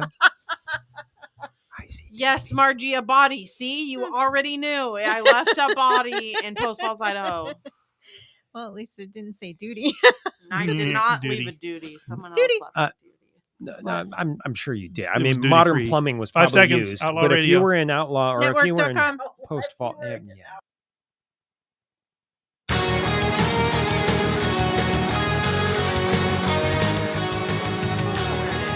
Do they have it? Bob just gave us the finger. I know. I Lori saw got it. the finger. The finger. He gave it to us twice now. Uh-oh. Yeah. So, anyways, What does this that is. mean? Oh, he wants us to What? talk. What? This is the Outlaw Radio Network. Outlaw Radio Network.com. It's the index finger. That's I'm trying to index you to start. Let's Oh, go. oh, hey, look at him. Okay, what are we talking about? This I- half what hour? did What do we- you want to talk about? Let's go. I don't. You look like you have an idea. Go. I can segue from our Chinese conversation. And that is a segue. So I was watching 60 Minutes Australia because I don't like our 60 don't either. minutes. It's too much. It's You- way. yeah. You watch it on past the middle. Fridays. That's when the murders are. Yeah, I get a fair bit about Australia the way you and out of UK too. I Oh, get okay. a lot of UK news. But It's very left, but yeah. they still give a lot. They actually give some data instead of just opinion. So starting in 2019 or 2018, excuse me, Hong Kong dissidents were creating protests. They Mhm. were activating other residents of Hong Kong to protest against China, Oh. China cracking down on the social credit scores, all of that. Anyways, so as a result, there are 8 people who are on this list, and all of them were able, except for one, to flee. 2 went to Australia because one is an Australian citizen, the other one got temporary visa status, and then some went to Canada, US, and I believe London or England. So these are all Chinese nationals, then. Yeah, Hong Kong residents. Hong Kong residents. Okay. This Not makes me just necessarily. want to say Hong Kong Fooey. That's it. I know. Like, Go for what? it. Anyway, so the one person who was unable to flee is a lawyer. She, at her last meeting with the other 7 people, they had a dinner and she was really excited for the future, but she was very, very stressed. And when she left, just big gobs of her hair were on the floor, just from all the stress. And Oh yeah, your hair can fall out from Yeah. stress. And Oh. so she Big has time. been She- incarcerated. Gosh, Was her social score too low, and that's why she was? I'm not. No, I'm not no, making it funny. no. They picked her up because they knew she was one of the 8 But what? So what was she in trouble for? for leading a candlelight vigil in remembrance of Tiananmen Square. Tiananmen Square, Really? as we Oh, I remember Tiananmen Square. 1989, Yeah. and that was a big deal. And That was a huge deal. yeah, and so she was pulled into chat, and now she's incarcerated and has been. Nobody has really heard from her since, kind of like Jack Ma, Alibaba. Anyways, moving on, everybody else was able to flee, but their families, their parents, their cousins, their brothers, sisters, aunts, uncles, anybody that's left behind in Hong Kong is being terrorized. is what I'm using as a word, by Hong Kong. And is it Hong Kong government or is it the Chinese Well, the government? Chinese Okay. control it, so Well, it's yeah. And in particular, in Australia, the biggest Chinese consulate embassy is there, and the two guys who live there now, they're like, yeah, they're watching us all the time. They're trying to catch us alone or anything like that, and Oh, really? oh yeah. So it's I mean, it's very pervasive. And so 60 Minutes Australia reporter had a conversation with, they call her the Iron Lady. She's the Hong Kong mayor equivalent. And she was like, well, it's not that we want, and these are her words, it's not that we want to exterminate them. We would like to try to rehabilitate them. If we can. exterminate. Yeah. Those were her choices of words. And this is all just over free speech stuff. Yeah. Yeah.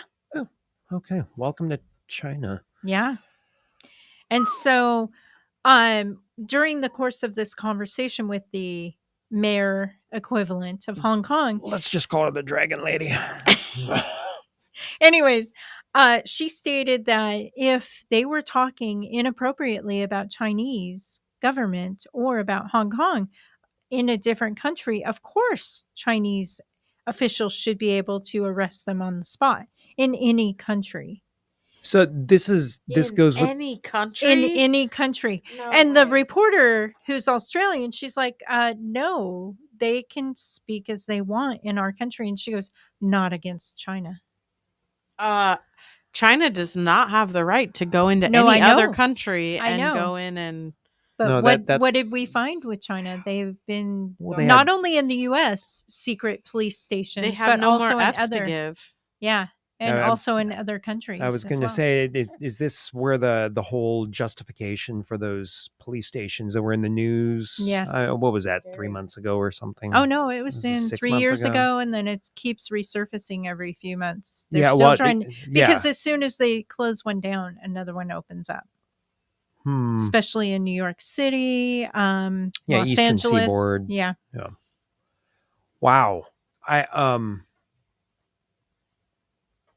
kind of makes me sort of want to get my own YouTube channel, jump up and down, and insult China. See if I can, you know. But you're not Chinese. I could lie. Okay. I can make up an alter ego. Okay. Yeah. I just found it really, really surprising that the mayor equivalent of Hong Kong, who had good command of English language, so it wasn't like there was an interpreter going back and forth, said the words, it's not that we want to exterminate them. What? Exterminate? In the U.S., that's kind of like you're getting rid of a bug.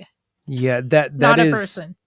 That's a whole different mindset. Yeah, that's Hitler language. I mean, don't we just have a thing where they're talking about reducing the population? Oh, I'm sorry, pollution. Oh God, who made that snafu? I was probably talking Mrs. about White Claw.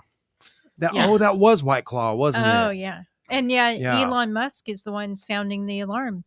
Birth rates have declined so much in the last 20 years that we really should be looking to increase our birth rates. It's people like me helping those numbers, not people like you. What? What are you trying to say? You have consequences. I don't. What? I chose The to have millen- yeah, you consequences. chose to have consequences. Yes. This millennial is you not know, having consequences. that whole thing, that baby bust thing. I mean, the Chinese had their baby bust because of their one child policy, Right. but most of the rest of the globe has had some sort of a baby bust, and Mhm. and if you lose people, when you're looking at it on the big picture, people equate to resources. Right. So if your country is losing population, you're losing resources, you're losing economic horsepower. Mhm. That's one of the reasons that our economy is struggling right now, is that huge baby boomer population Right. you've talked about. It's retired. Yeah. And they've pulled all their investments out so they can live on them. Yep. Which means all that free money for investing in whatever it's gone. Because Yep. as Gen Xers, there's not enough of us to replace all that. Oh, no. Not even close. No. Nor do we want to. No, God, no. There were some real shady ideas the boomers came up with. Right? Real So, shady. but Not Slim Shady. but yeah, Not slim, kind of shady. but that problem right there is part of why Russia is misbehaving right now. Russia had their own baby bust, so they Are don't. they back up? Nope. Are they going back up? Nope, No. not going to. Okay. So Russia's equivalent to our millennials Mhm. is not a large, robust population. It's Right. more Gen X sized. Mhm. So they don't have the horsepower. They won't have the manpower for an armed forces. And so Russian culture, Russian history, Russian ideas. Mhm. Their big thing is defend the fatherland, right? So they need to get as many warm water ports as they can. They don't have any, so they have to misbehave and True, take I see Ukraine. what you're saying. Yeah. Right. And if Mhm. they don't do it now, they're never gonna, because they're not gonna have the army to pull it off. They'll have to do it via diplomacy and stuff, and that's not the Russian way. No, it's not. But do you think they'll really prevail? Hmm. I mean, it's I don't really know. a turkey shoot right now Yeah. between the two countries. Paul's not here. Yeah. I forgot about that. Yeah, Neither is Katie. Yeah, I don't know the answer to that. I mean, it keeps going back and forth. But the only developing, I guess that's the new word right now for a country like Mexico, is they're developing. They're not third world anymore. But Mexico and the United States are the only industrialized worlds, I guess, or industrialized countries I was reading that haven't had a baby bust. True. Yeah. Yeah. So Mexico and the United States will be great trade partners because they both will have stable economies for a while. Do we really believe that of Mexico, though? I mean, no offense to Mexico at all, no. but I mean, we always hear the stories that it's not really the Mexican government running everything. Well, I mean, that part's interesting, but I don't believe the cartels are going to care in the slightest about, things like oil trade, water rights, et As long as their cetera. economy keeps going, they're Yeah, happy. I mean, as long as they're moving their fentanyl, their meth, their heroin, their whatever across the border from wherever it's coming from, I don't think they care. In the chat, Robert says the government spent the boomer money and are now having to handle the Social Security benefits that are due. Oh yeah, Yep, yeah. very That's true. why us Gen Yeah. Xers will probably not see Oh, Social Security. yeah, we won't have They'll Social just keep Security. borrowing money until they Borrowing? Until You mean somebody says no. printing? Printing. It's all Yeah. the same. Yeah. Functionally, yes. The Federal Reserve Bank makes money out of thin air, loans it to the government to bonds. Yeah. and Fun fact, everyone: the Federal Reserve is a private corporation. Please, Despite them having please a note that. .gov. Yes, Yeah, no, despite the they're- .gov on yeah, their that's website, not a they federal are a bank. private Yeah, corporation. It's not a federal bank. Corporation. Hence the word profits. Oh, let that sit in your craw for a little bit. That's one of the first things I want to see, like, dissolved. The Fed. So, Tom, let's go down your libertarian Uh-oh. happy place. Okay. No one's here. No one's here to. Designated survivor time. A libertarian survives. Oh, okay. How do you rebuild the U.S. economy and government? I had this conversation with Spike Cohen. Oh, Yeah, we need to have Spike back on. yeah, I think it'd be fun to get Spike back on. Mhm. But I had this conversation with Spike at the LPWA a couple years ago, Mm-hmm. and out the gate, I think the simple answer out the gate is you can do a lot. I'm assuming we have a libertarian president. No. Everybody's gone in Congress. There Oh, was a oh, designate. oh, Have you you mean seen like the the show Designated Survivor? And the designated survivor is now in charge, and they're a libertarian. Oh, So that's now they're in charge. That's a piece of cake. Why? Okay, what is it then? Yeah, come on. Why? That just seems so simple. You can go ahead and step outside all the nonsense that's been built by the GOP and the DNC of all of the layers of their separate onions. Let the onion rot in the field. Go find some real people that have some real like gray matter between their ears and are interested in getting back to the basics of, infrastructure and I mean, that's what government, if you want my opinion, that's what government's supposed to be. Take care of the roads, take care of tariffs, international trade, keep a modest military. We don't have to be the world's police force.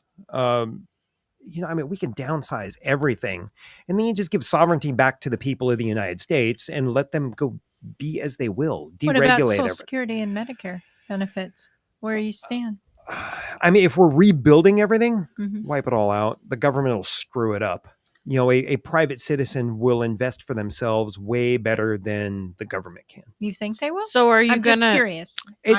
I think they should, and if they don't, that's their fault. It's like under the current system, it's not incentivized because what do? We gather the money from the people, give it to the government through the employer, and then you just get money back. And Right. I mean, right go now buy a you TV don't at Walmart. Yeah, you don't get any choice in how your money's invested, and those investments that are done at your behest may not be what's best for you. And prior to pretty much the 1900s, there was no income tax. Right. Like, Mhm. the taxation, it was a problem of the businessmen and the wealthy. Yeah. Yeah. And then international trade. And I mean, honestly, I think if we were to clean up our books, international trade would probably handle a large majority of our expenses as a government if we get away from all the special interest nonsense. I mean, you'd end up with the question, okay, what do you do about the, promises were made? I mean, currently Rand Paul has a good point. Like, we need to make some hard decisions Mhm. of, here's reality. What do we need to do to keep, there to be a can to kick? Here's Right. do you know what the government's approach to reality is? Borrow more money? No, I reject your reality and I substitute my own. Yeah. That- Boss that- baby, did you have something? No, nada. Mm-mm. Nope. What? No, I But no. it's like, how do we start unwinding all these layers? Like you said, the onion, but the layers of malvestment, or what is it called? Bad ideas, Malfeasance. the bad investments, the some, like earlier we touched on it. You can borrow money for your education, but there's no attachment to a repayment. Like, I got my left-handed underwater basket weaving degree, but for some reason there's no jobs in that field. I don't get it. Realizing, okay, that's a higher risk thing. Okay, the loan is going to be based on this, and I can't afford that. Well, maybe that's not the degree for you. Yeah, maybe you should go to school to be a doctor, because going to school to be a doctor, if you want my opinion, should be cheaper than going to school to be a left-handed underwater basket weaver. Suddenly I'm playing a country song in my head about not growing up to be cowboys. I can throw that question back to you though, Lori. How do you fix it?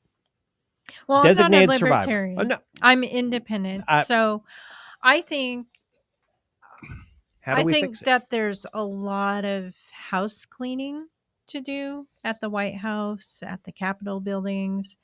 I Well, believe that happened with the explosion. Remember, designated survivor. No. That was Congress. I'm not talking about the politicians. I think one of Trump's biggest failings, he said he was going to drain the swamp. He didn't go in with the intention to drain the swamp. He trusted way too many people. Yeah. He should have played HR like a fiddle and had everybody reassigned to different teams, different departments, reporting structure, everything to break up the swamp. Once those connections are broken, then you find out who's doing the work, who's not, and you start draining that way as well. Now, if it was me, I'm designated survivor. You've lost the politician. Yes, I agree. We go find people who really are invested. They want to rebuild and all of that. I also agree with something that Robert Parker said. He said to rebuild by axing much of the government or of what government does and handing out millions of RIF notices, reduction in force notices. I agree with that. I said, yeah, back to the basics. Politics Yeah, back to should the be basics. boring. I don't agree with the military on you. No? I don't think that we need to play policemen all over the world. I don't. But it seems that our interests are such that sometimes it behooves us to be involved. And I think it's very disparate who we help and who we don't. Well, in the police matters or whatever you want to call it. But I don't think we can go to a smaller military and kind of be isolationists again, like we were right before World War II, because that. Oh, we can't be didn't help. isolated. No, we can't. But we do need to mind our own business. We do, but I don't agree with getting too much of a smaller military. I think that we need to be better trained.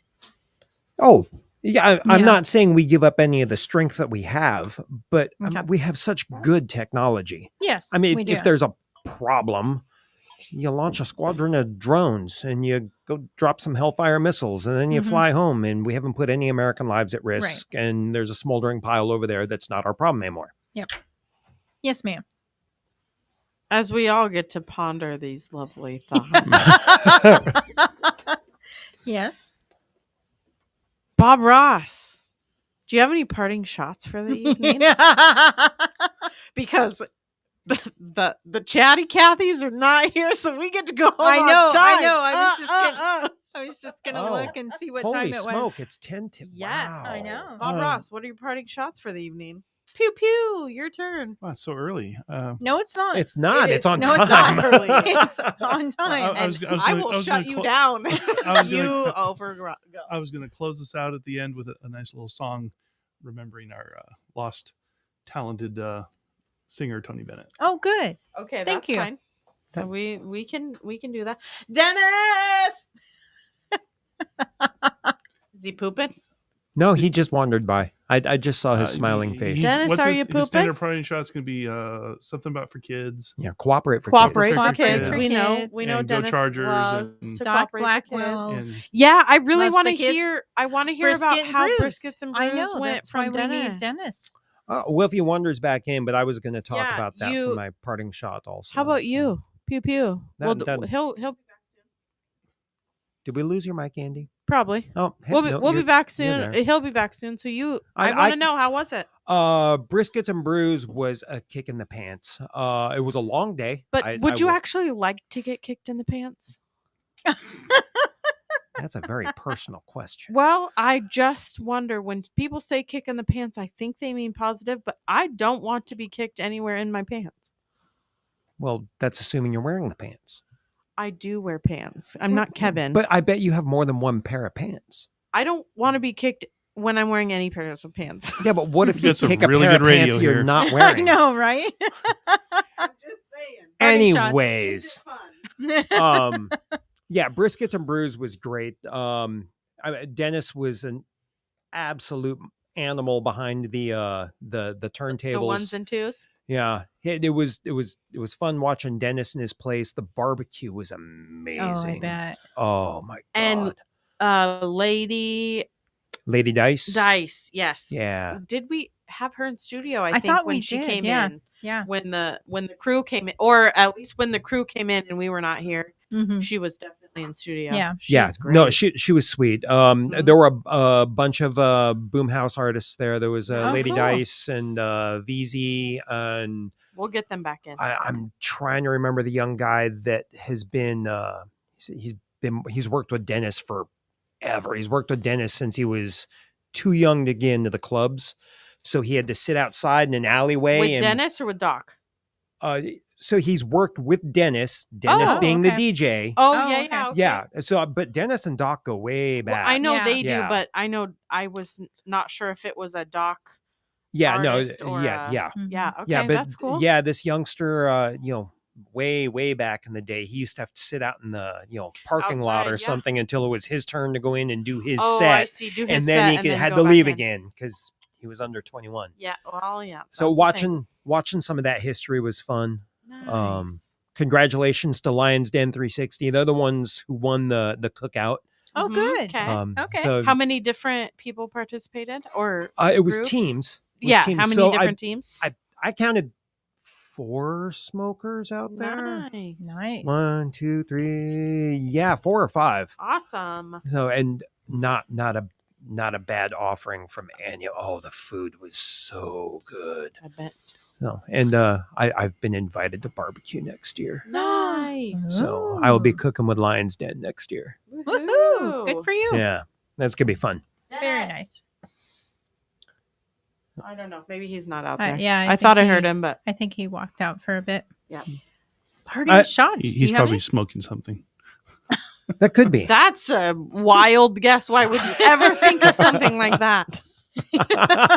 Only in Washington State. Yeah, right. Well, actually, And Colorado. at this hour, most it's places. probably just a coffin nail. Yeah. Yeah, and it's not just Washington, Colorado Yeah, anymore. it's lots of It's places like now. 37 states, I Yeah. think. A whole For bunch of them. recreational? Yeah. Oh, wow. I think it's 37 states are So recreational. they're going to legal force now. it to be federal. Pretty close. Well, it'll end up being a lot like They want to take credit cards, they will. it'll end up being a lot like alcohol. So Mhm. when prohibition was repealed in 1933, the Mhm. federal government didn't do anything.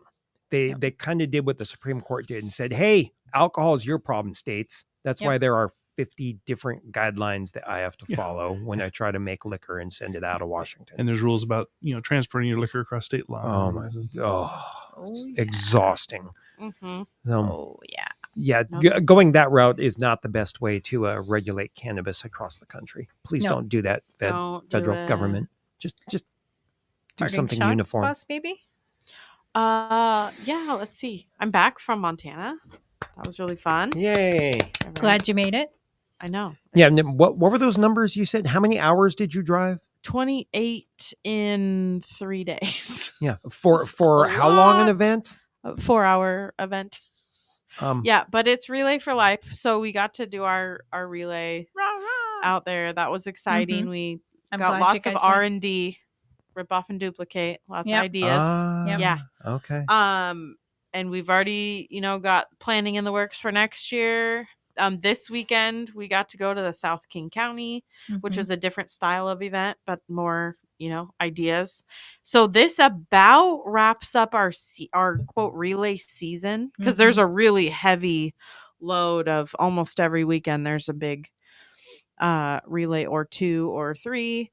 There is one more in, I think, September, October-ish in Vancouver, Washington. We're going to try to hit, but yeah, I can't wait to see the numbers. Mhm. And we do, I think it's August 26th, if that's the Saturday.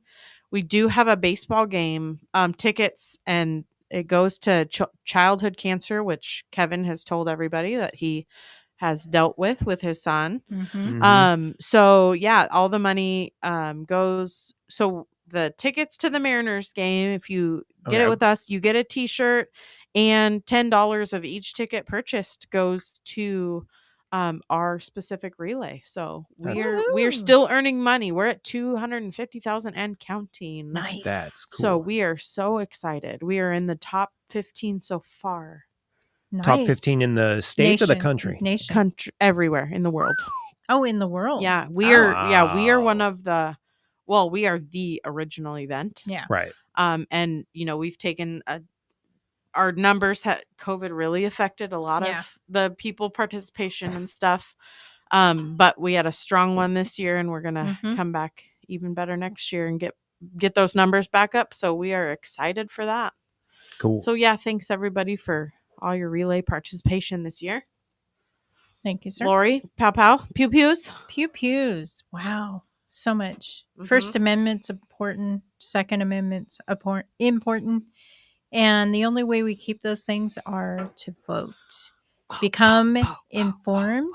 I believe that August 1st is our voting deadline for this Mm-hmm. upcoming, and then we have other, of course, important elections. Initiative season, I believe, is over with. Mhm. However, please keep your eye on the ball. Pay attention. WALEG, wa.leg.gov, right? Bob Ross, maybe. I think Bob's, so. Maybe. Leg.wa. Yeah. Oh, okay. Leg.wa.gov. Leg.wa.gov. These are your places you want to go to check out what's going on and see everything that's happening, and keep everything in perspective and keep it in line with what you want.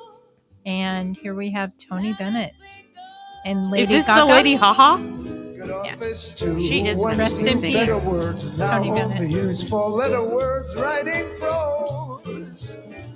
Anything goes. When the boys aren't here. Has gone mad Right? today and good's bad today. Must be a touch of libertarian here because anything goes. Anything goes. Oh, is DJ D back? And though I'm not a great romancer, I know you're about to answer when we propose. Anyway, Outlaw Radio. Good night. Good night. OutlawRadioNetwork.com. .com.